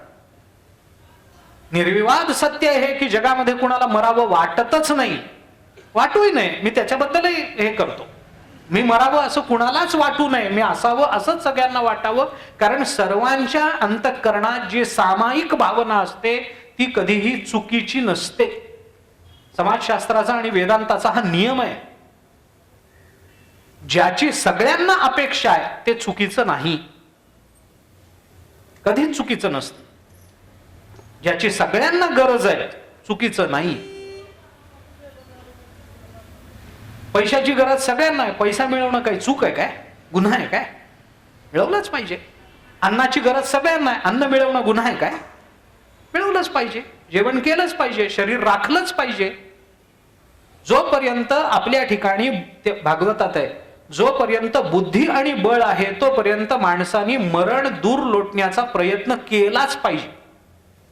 एवढं करूनही जर मृत्यू दूर गेला नाही तर मग तो अपराध नाही. म्हणजे बुद्धिबळ असताना मरण दूर करण्याचा प्रयत्न न करणं हा अपराध आहे, असा त्याचा व्यतिरेक होतो. लक्षात घ्या. ज्या वेळेला ते देवकीनं, ती आकाशवाणी झाली आणि कंसाने देवकीला धरलं, मारण्याचा विचार तो करायला लागला, त्यावेळेला वसुदेवाच्या मनात जे विचार आले ते भागवतांनी बोलून दाखवले. त्याच्यामध्ये हा विचार आला, जोपर्यंत बुद्धी आणि बळ आहे तोपर्यंत मरण दूर करण्याचा प्रयत्न केलाच पाहिजे, वादच नाही. एवढं करूनही मरण दूर नाही झालं तो त्याचा अपराध नाही. संदर्भ मला तो एवढ्याच करता द्यायचा होता की जगण्याची अपेक्षा सगळ्यांना आहे ना, चुकीचं नाहीये. मग आम्ही कुठे स्वतंत्र आहोत? आमच्या अपेक्षा आणि वस्तुस्थिती याच्यामध्ये अंतर पडलं ना. आम्ही लाख ठरवू आज आम्हाला हे मिळावं, पण नाही मिळत त्या दिवशी. ते कुठे स्वतंत्र आहोत आम्ही? कुठेतरी आम्ही पूर्व जन्मातल्या कर्मा परतंत्र आहोत, कुठेतरी आम्ही आमच्या जीवनाच्या रक्षणात परतंत्र आहोत. किती जरी मनुष्य काही जरी झालं तरी काही झाल्यानंतर डॉक्टरांकडे तर जावंच लागेल की नाही, ते म्हणतील ती पूर्व दिशा. कुठे स्वातंत्र्य? डॉक्टर म्हणाले ऑपरेशन करावं लागेल, हा म्हणाल नाही नाही मला करूनच घ्यायचं नाही, डॉक्टर म्हणतील तू आणि तुझं मरण. पण त्यांच्या मताने आपल्याला जावं लागेल की नाही? घर बांधताना इंजिनियर म्हणेल तसं करावं लागेल की नाही? कुठे स्वातंत्र्य? कर भरताना शासन सांगेल त्या पद्धतीनं आम्हाला ती व्यवस्था स्वीकारावी लागेल की नाही? नाही मला असं वाटत नाही, तुला वाटणं तुझ्या पुरतं. नियमात हे बसतं, हे केलं पाहिजे, आम्ही त्याच्याबद्दल तक्रार करून नाही चालत. मग लोक म्हणतात शरणागती भगवंताची स्वीकारून हे पारतंत्र्य स्वीकारण्यात काय शहाणपणा आहे? त्याचं उत्तर मी एका वाक्यात देतो आणि पुढे जातो. त्याचं उत्तर एवढंच आहे. काय आहे? संसारात स्वैराचार नावाने जे स्वातंत्र्य सिद्ध झालेलं आहे, ऐका, सांसारिक स्वातंत्र्यापेक्षा पारमार्थिक पारतंत्र्य हे आपल्याला अधिक आनंद देणार आहे, हे लक्षात ठेवलं पाहिजे. सांसारिक स्वातंत्र्य तेवढं समाधान देत नाही जेवढं पारमार्थिक पारतंत्र्य समाधान देत. पटणार नाही माझं विधान कदाचित, पण भगवंताला सर्व समर्पण करणाऱ्यांना किती दुःख भोगावी लागली आणि संसाराचं स्वातंत्र्य स्वीकारून आम्हाला किती वेळेला आनंद भोगता आला, याची तुलना करून पाहता येते ना आपल्याला. सगळं समर्पण केलं, आता आम्हाला चिंता करण्याचं कारण नाही, आता चिंता नाही. ज्ञानोबारांनी म्हटलंय, तयाच्या कुळीची चिंता झाली ईश्वराची पतिव्रता. काय शब्द वापरले ज्ञानोबारांनी? अशा भगवत भक्ताच्या कुळाची चिंता ही आता त्याची राहिली नाही, ती भगवंताची पतिव्रता झाली. काय भावना बोलून दाखवली आपण, विचार करा जरा शांत चित्तानं. कधीतरी या संकल्पनेचा विचार करून बघा घरी गेल्या. ईश्वराची पतिव्रता होणं म्हणजे काय? आता त्याच्या कुळाची चिंता त्याच्यावर नाही, भगवंताला त्याची चिंता. आमच्या चिंता आम्ही करतोच, आमच्याच काय, आम्ही आमच्या सगळ्या चिंता, मुलाची चिंता आपणच. एक गृहस्थ मला भेटले होते, जरा व्यवस्थित होतं सगळं घरचं दारचं, पण तोंड पडलेलं होतं. वारीला आले, तोंड पड. मी म्हटलं का हो तोंड पडलंय? 12 वाजलेत. चेहऱ्याचे बरं आहे ना? सगळं बरं आहे. चिंताच दिसते चेहऱ्यावर, कशा करता? म्हणले काय नाही महाराज, 3-4 वर्ष झाले नातवाचं लग्न झालंय. म्हणलं मग चेहरा का पडला? अजून त्याला काही मूल बाळ नाही. म्हणलं त्याची चिंता आता तुम्हीच करणार आहात का? त्याची त्याला करू दे ना, आता नातू आहे ना तो बघेल. आता त्याला मुलगा का झाला नाही याची चिंता ह्यानी करावी, तर मग त्याने काय करावं? त्याचं तो बघेल ना, आता करेल काहीतरी, होईल त्याला मूलबाळ कधीतरी, त्याचा विचार तो करेल. नातवाला मुलगा झाला नाही अजून, कसं होईल त्याची चिंता आपण करायचं कारण नाही. आम्ही ऐशी चिंता करी सदा सर्व काळ रात्रंदिवस ह्याची तळमळ, उपयोग काय त्याचा? बर हा किती चिंता करत बसला तरी त्याला मुलगा व्हायचं ते त्याच्याच हातात आहे ना. ह्याच्या चिंतेच्या निमित्तानं काय होणार आहे? ते काहीच होणार नाही. वांझ चिंता करून, कारणाशिवाय चिंता करून पदरात काय पडलं सांगा? फल काय पडलं? काही नाही. चिंता करून फक्त बीपी वाढतं, याच्या पलीकडे काही फळ नाही. याला काय उपयोग आहे त्याचा? पूर्ण समर्पण आणि पूर्ण विश्वास. फक्त शरणागतीत एक मोठा धोका असतो. जाता जाता आता काय झालंय, काळ बदललाय. चांगलं जसं सांगावं लागतं तसं, आता मला माहित नाही हा शब्द किती जणांना माहिती आहे, पण रिस्क फॅक्टर्स हे सांगावे लागतात, ते सांगावं लागतं. शरणागतीचा एक धोका आहे. काय धोका आहे? एकदा शरणागती स्वीकारली की दुसऱ्या साधनाचा अवलंब करता येत नाही, हा धोका आहे. एकदा शरणागती स्वीकारली की संपलं. दुसरा विचार करायला परवानगी नाही, विकल्पाला परवानगी नाही.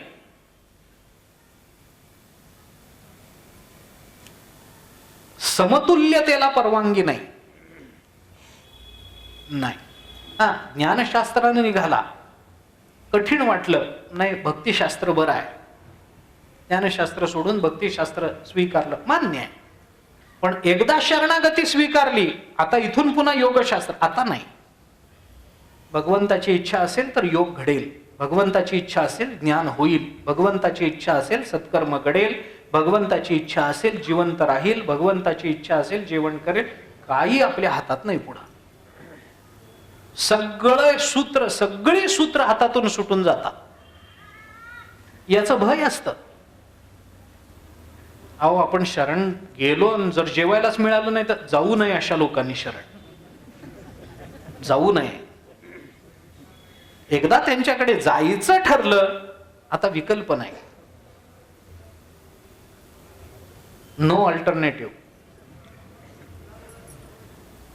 दुसरा काही मार्ग नाही. कारण दुसरा मार्ग, शरणागती स्वीकारून दुसरा मार्ग स्वीकारला की शरणागती संपते. हे रामायणामध्ये ज्या वेळेला सीता शोधना करता मारुतीराय गेले आणि अशोक वनामध्ये सीता मातोश्रींचा शोध लागला, त्यानंतर त्यांच्याच आज्ञेने मारुतीरायाने ते सगळं वन उद्ध्वस्त केलं. आपल्याला सगळ्यांना माहिती आहे. रावणाचं सैन्य आलं, मारण्याचा प्रयत्न झाला, पकडण्याचा प्रयत्न झाला, ते काही हाताला लागले नाहीत. शेवटी इंद्रजित आला आणि इंद्रजिताने ब्रह्मास्त्र सोडलं आणि मारुतीराय ब्रह्मास्त्राने बद्ध झाले. हे वर्णन आपण ऐकतो.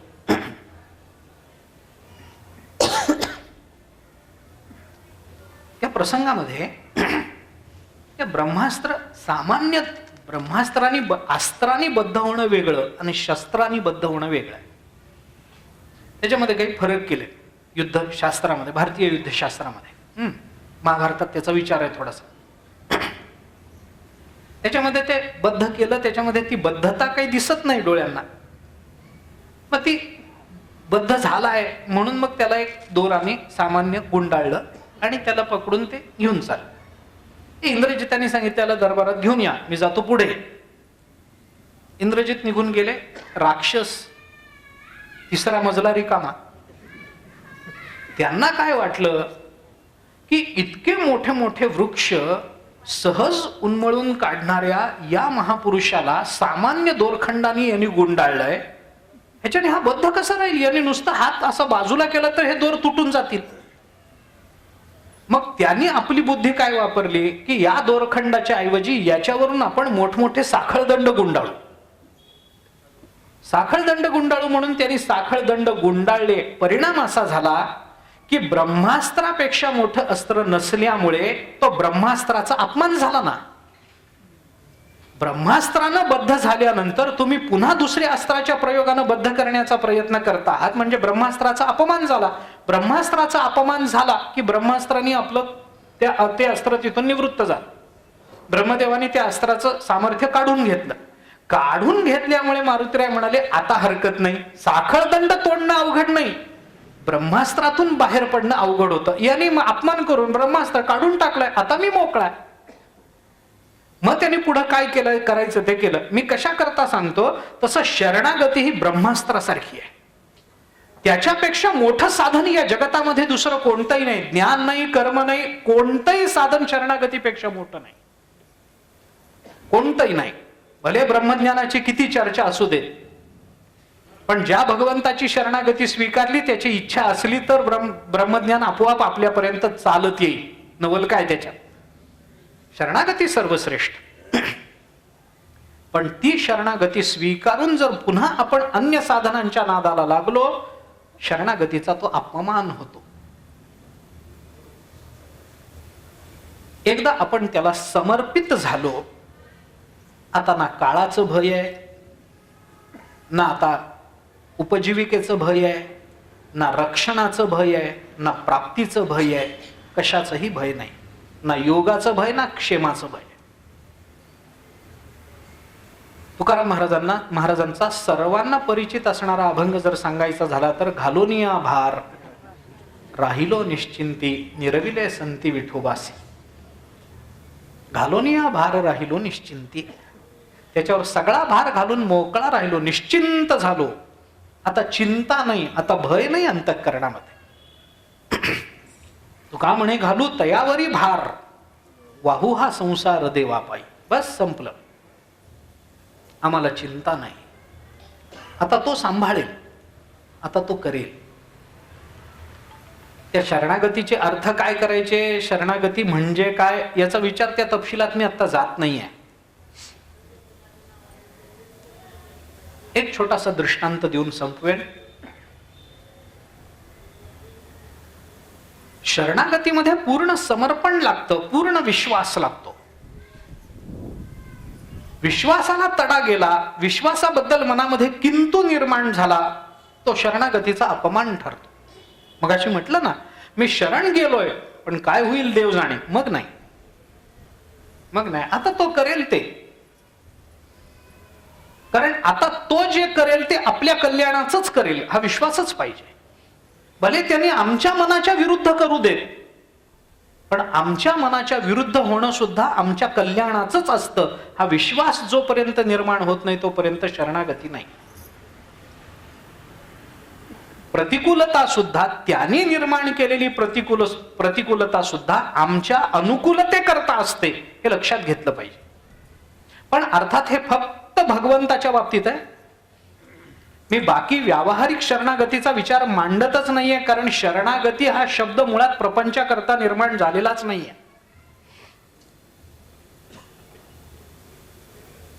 मी अनेक वेळेला सांगतो, काही शब्द हे संसारात शोभतच नाही.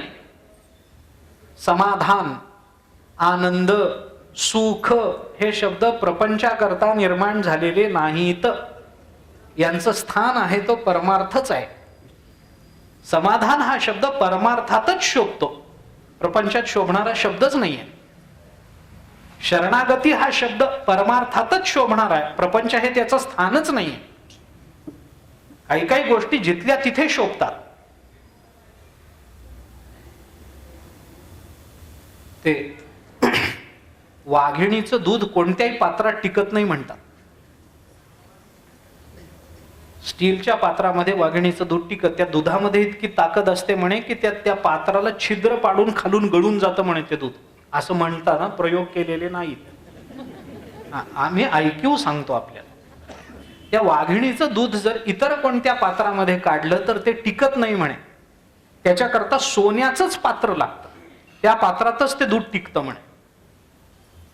तसं समाधान, आनंद, सुख, शरणागती हे शब्द या परमार्थाच्या पात्रातच टिकतात. इतर पात्रांमध्ये ते शोभून दिसत नाहीत. कधी छिद्र पाडून निघून जातील सांगता येत नाही. म्हणून आज सुखी आहे म्हणणारा माणूस उद्या मी दुःखी आहे असं म्हणतोच. सुखस्य अनंतरम दुःखम, दुःखस्य अनंतरम सुखम, पर्यायणोपसर्पन्ते नरम मे मराईव. बस असंच चालू आहे.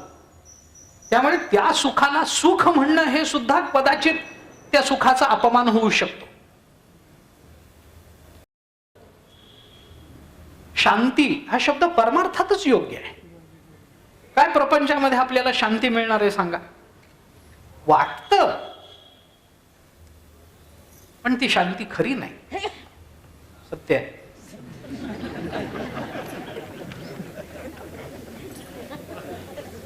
मी का बोलतो हे लक्षात घ्या. म्हणजे शिक्कामोर्तब झालं ना म्हणून.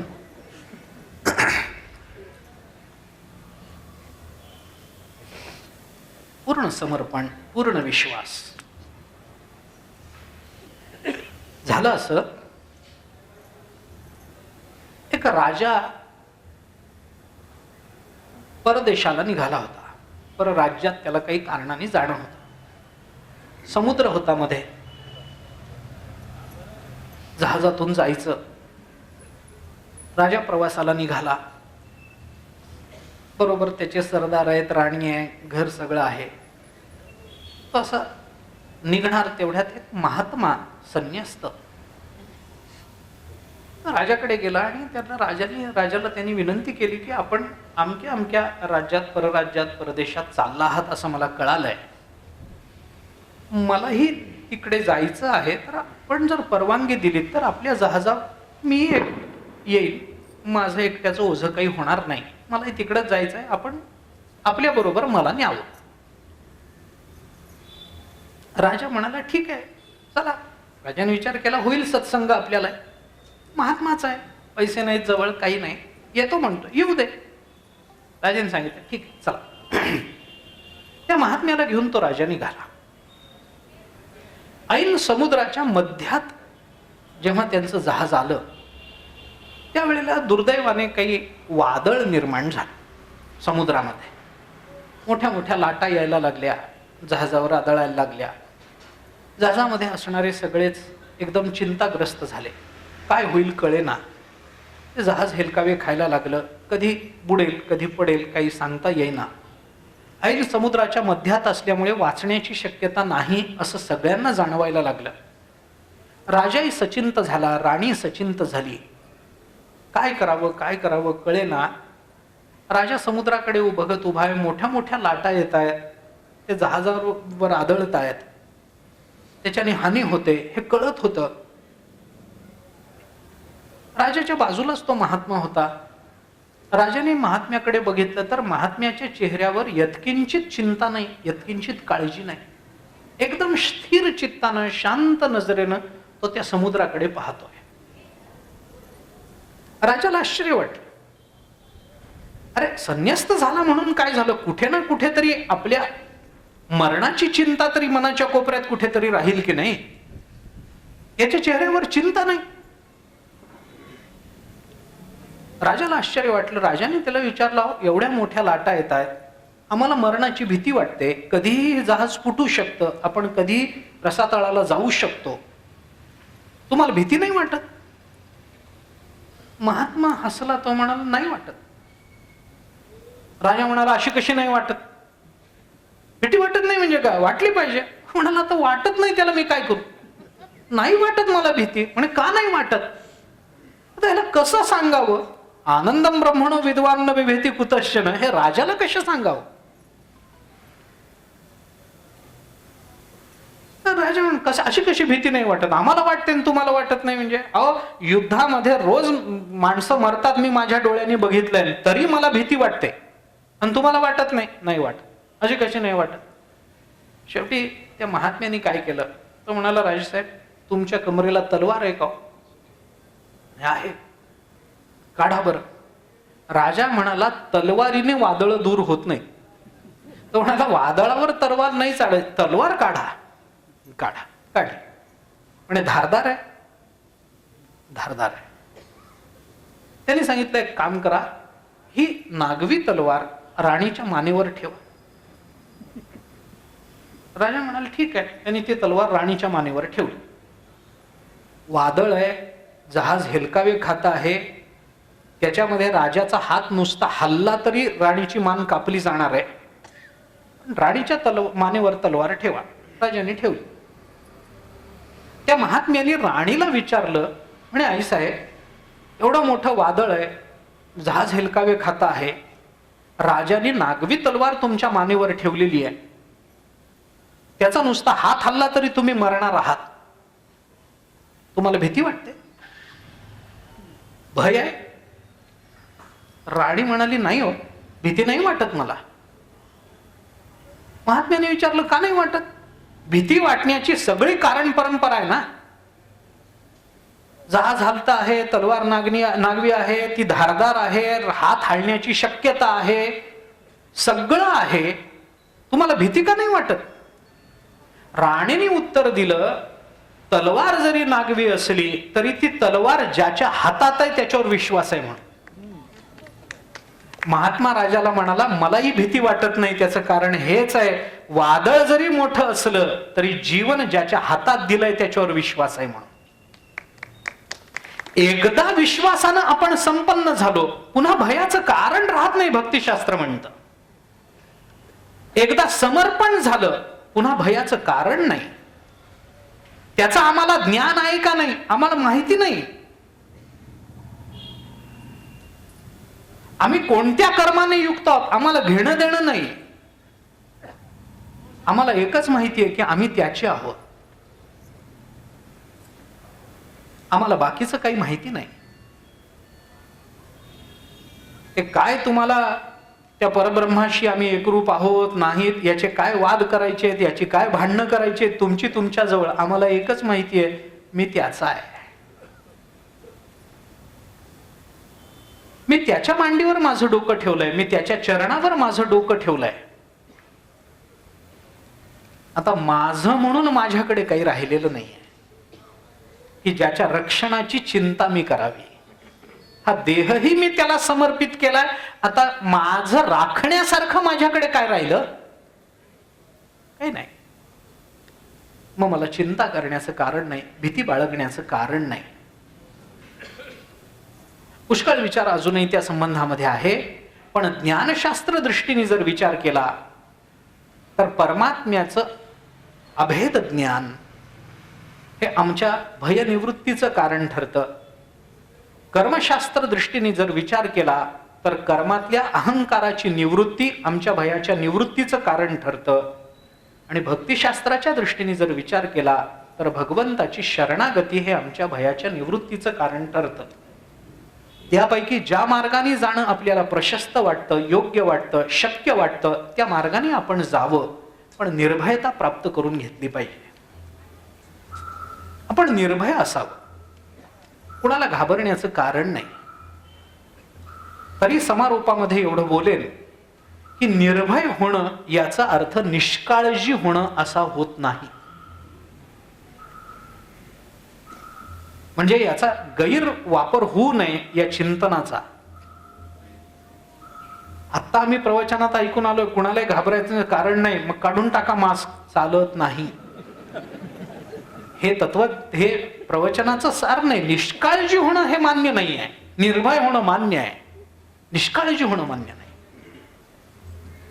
निर्भय असावं, आत्मज्ञानानं निर्भय असावं, शरणागतीनं निर्भय असावं. आम्ही त्याला शरण गेलो म्हणजे त्याच्याबरोबर आता कसंही वागावं असं चालत नाही. असं नाही चालत.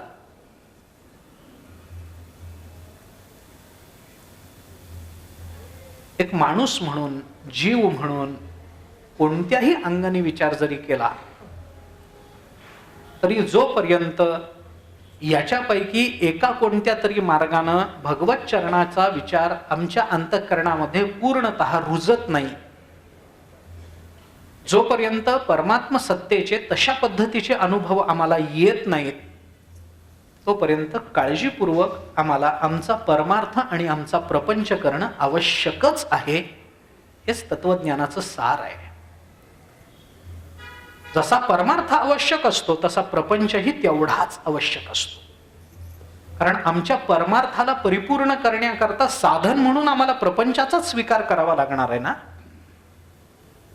त्यामुळे निष्काळजी व्हायचं नाही, काळजी पूर्ण घ्यायची. अजून पूर्ण गेलं नाही.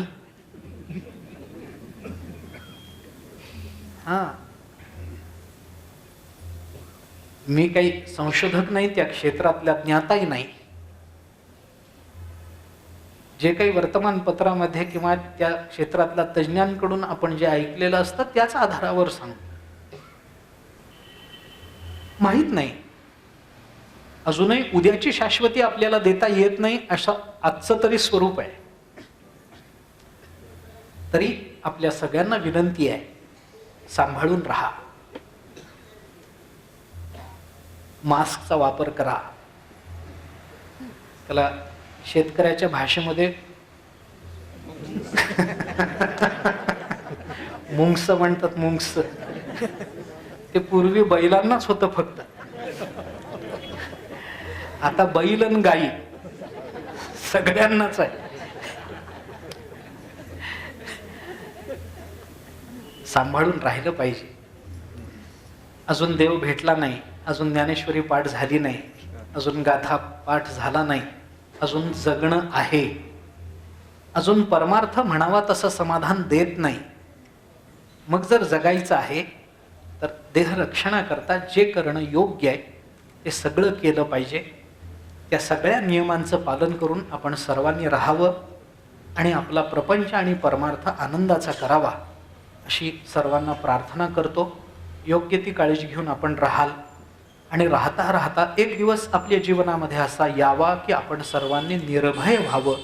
भय नावाचा मनोविकार तुमच्या आमच्या कुणाच्याही अंतःकरणामध्ये कदापि राहू नये असं भगवंतानी आपल्या जीवनामध्ये घडवावं अशी प्रार्थना भगवंताच्या चरणी करतो.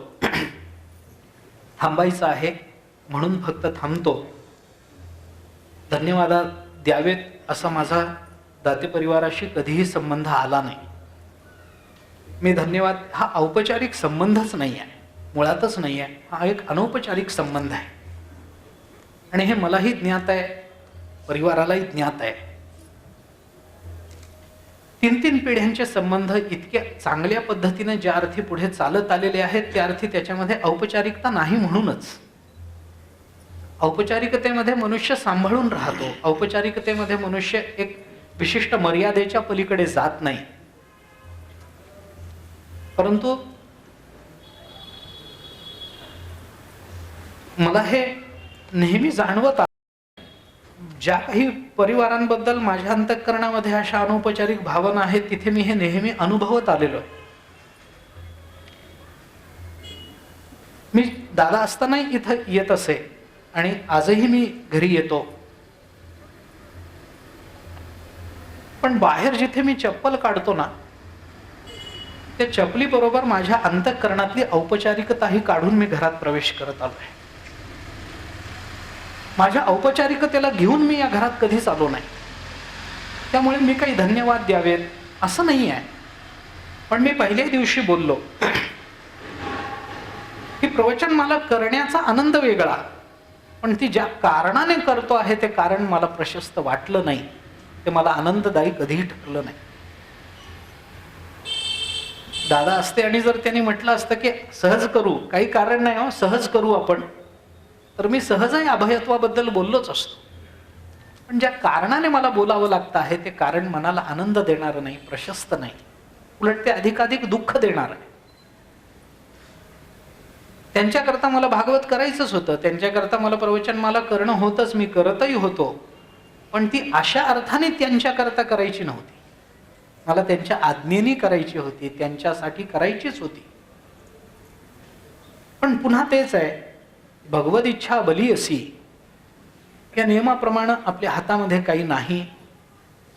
त्यांचा आपला ऋणानुबंध इतका होता, आपल्या प्रारब्धामध्ये काही दोष असतील की चांगल्या व्यक्तींची ऋणानुबंध आपल्याला फार काळ टिकवता आले नाहीत, काही कारणं असतील, पण त्यांच्या वियोगाला आपण प्राप्त झालो.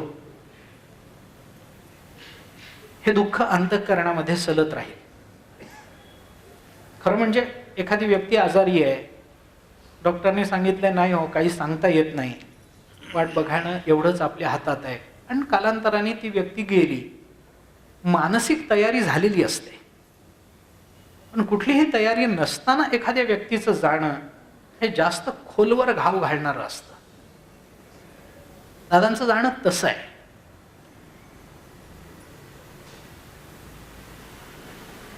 माझ्या वडिलांच्या निधनानंतर ज्या काही व्यक्तींनी माझ्या वडिलांच्या जागी राहून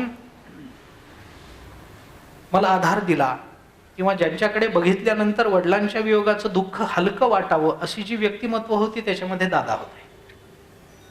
आता भगवंतानी तेही छत्र काढून घ्यायचं ठरवलं असेल तर आम्ही काही म्हणू शकत नाही, तक्रार करू शकत नाही देवाजवळ. देवाने असं का केलं असेल याची मीमांसाही आपण करू शकत नाही. परंतु जे आहे ते निदान बोलून तरी दाखवू शकतो. म्हणून केवळ हे मी रूपानं प्रकट करण्याचा प्रयत्न करतोय. अन्यथा माझ्या अंतःकरणातल्या भावनांना उचित असे शब्द मला सापडत नाही. त्यांचं जाणं हे अनेकांना दुःखकारक आहे, मलाही ते तेवढंच दुःखकारक आहे. खरं म्हणजे या कारणाकरता मला यावं असं प्रशस्त वाटलंच नाही. पण स्पष्ट सांगायचं झालं तर मी दादांपेक्षा सुद्धा आई करता त्यांच्याकरता अनेक वर्ष आलो, कार्यक्रमही केले. पण आजचं माझं येणं हे थोडंसं वेगळं आहे आणि म्हणून त्यांच्या जाण्याचं दुःख थोडंसं हलकं व्हावं, भगवत चिंतनामध्ये ते दुःख पचवण्याचं सामर्थ्य मिळावं याच्याकरता म्हणून ज्ञानोबरायांच्या तुकोबरायांच्या शब्दाचा आधार घेऊन मी 2-3 दिवसाचा विचार निर्भयत्वाचा, अभयत्वाचा यथामती यथाशक्ती आपल्यासमोर मांडण्याचा प्रयत्न केला.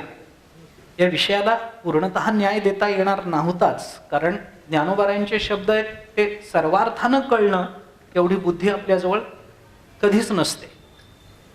या शब्दांचा थांग लागतच नाही. पण तरी एक सेवा म्हणून जेवढा विचार करणं मला शक्य झालं तेवढा विचार मी आपल्या समोर ठेवला आहे.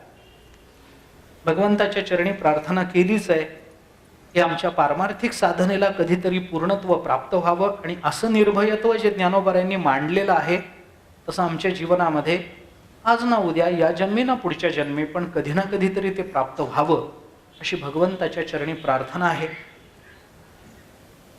दाते परिवाराला त्या अर्थाने धन्यवाद देणार नाही, माझ्याकडून तर देणारच नाही, पण आपल्या सर्व श्रोत्यांचा आणि दाते परिवाराचा मध्यस्थ म्हणून आपल्या सर्वांच्याकडून दाते परिवाराला अंतःकरणपूर्वक धन्यवाद देतो आणि दाते परिवाराकडून आपल्या सर्व श्रोत्यांच्या चरणी नतमस्तक होतो. हे 2-3 दिवस आपण याही परिस्थितीमध्ये अत्यंत काळजीच्या वातावरणामध्ये सुद्धा आपण आलात. योग्य नियमानं इथे बसून याचं श्रवण केलं. याचा परिणाम म्हणून काहीतरी सकारात्मक भावना आपल्या अंतःकरणामध्ये निर्माण व्हावी. कारण या सगळ्या रोगाचा प्रादुर्भाव पाहता असं लक्षात आलं असेल आपल्याही की या रोगाने किती लोकांचा प्राण घेतला याच्यापेक्षा या रोगाच्या भीतीनं अनेकांची मानसिकता खूप खचली. शरीर पडणं आणि मन खचणं याच्यामध्ये शरीर पडणं परवडतं, पण मन खचणं नाही परवडत. या नकारात्मक भावना इतक्या उत्कर्षाला पोचल्या होत्या मधल्या काळामध्ये की खरंच आज आपण आहोत, अर्ध्या तासाने आपण राहू की न राहू याची शाश्वती देता येत नव्हती. पण त्याच वेळेला ज्ञानेश्वरी, गाथा हे जे संत वाङ्मय असतं, हे संत वाङ्मय आपल्या चित्ताला एक उभारी देतं. दासबोधासारखे ग्रंथ आपल्याला विशिष्ट विचाराकडे प्रवृत्त करतात. या संत वाङ्मयाने आपल्या मनाला उभारी दिली. तीच सकारात्मक भावना या संत वाङ्मयाच्याच आधारानं आपल्या चित्तामध्ये स्थित व्हावी अशी प्रार्थना आपल्या सर्वांच्या वतीनं भगवंताच्या संतांच्या चरणी करतो. ही त्रिदिवसीय सेवा पूज्य तीर्थस्वरूप दादांच्या चरणी समर्पित करतो आणि माझ्या वाणीला मी विराम देतो. कुंडलिक वरदा हरी विठ्ठल श्री ज्ञानदेव तुकाराम विठ्ठल विठ्ठल.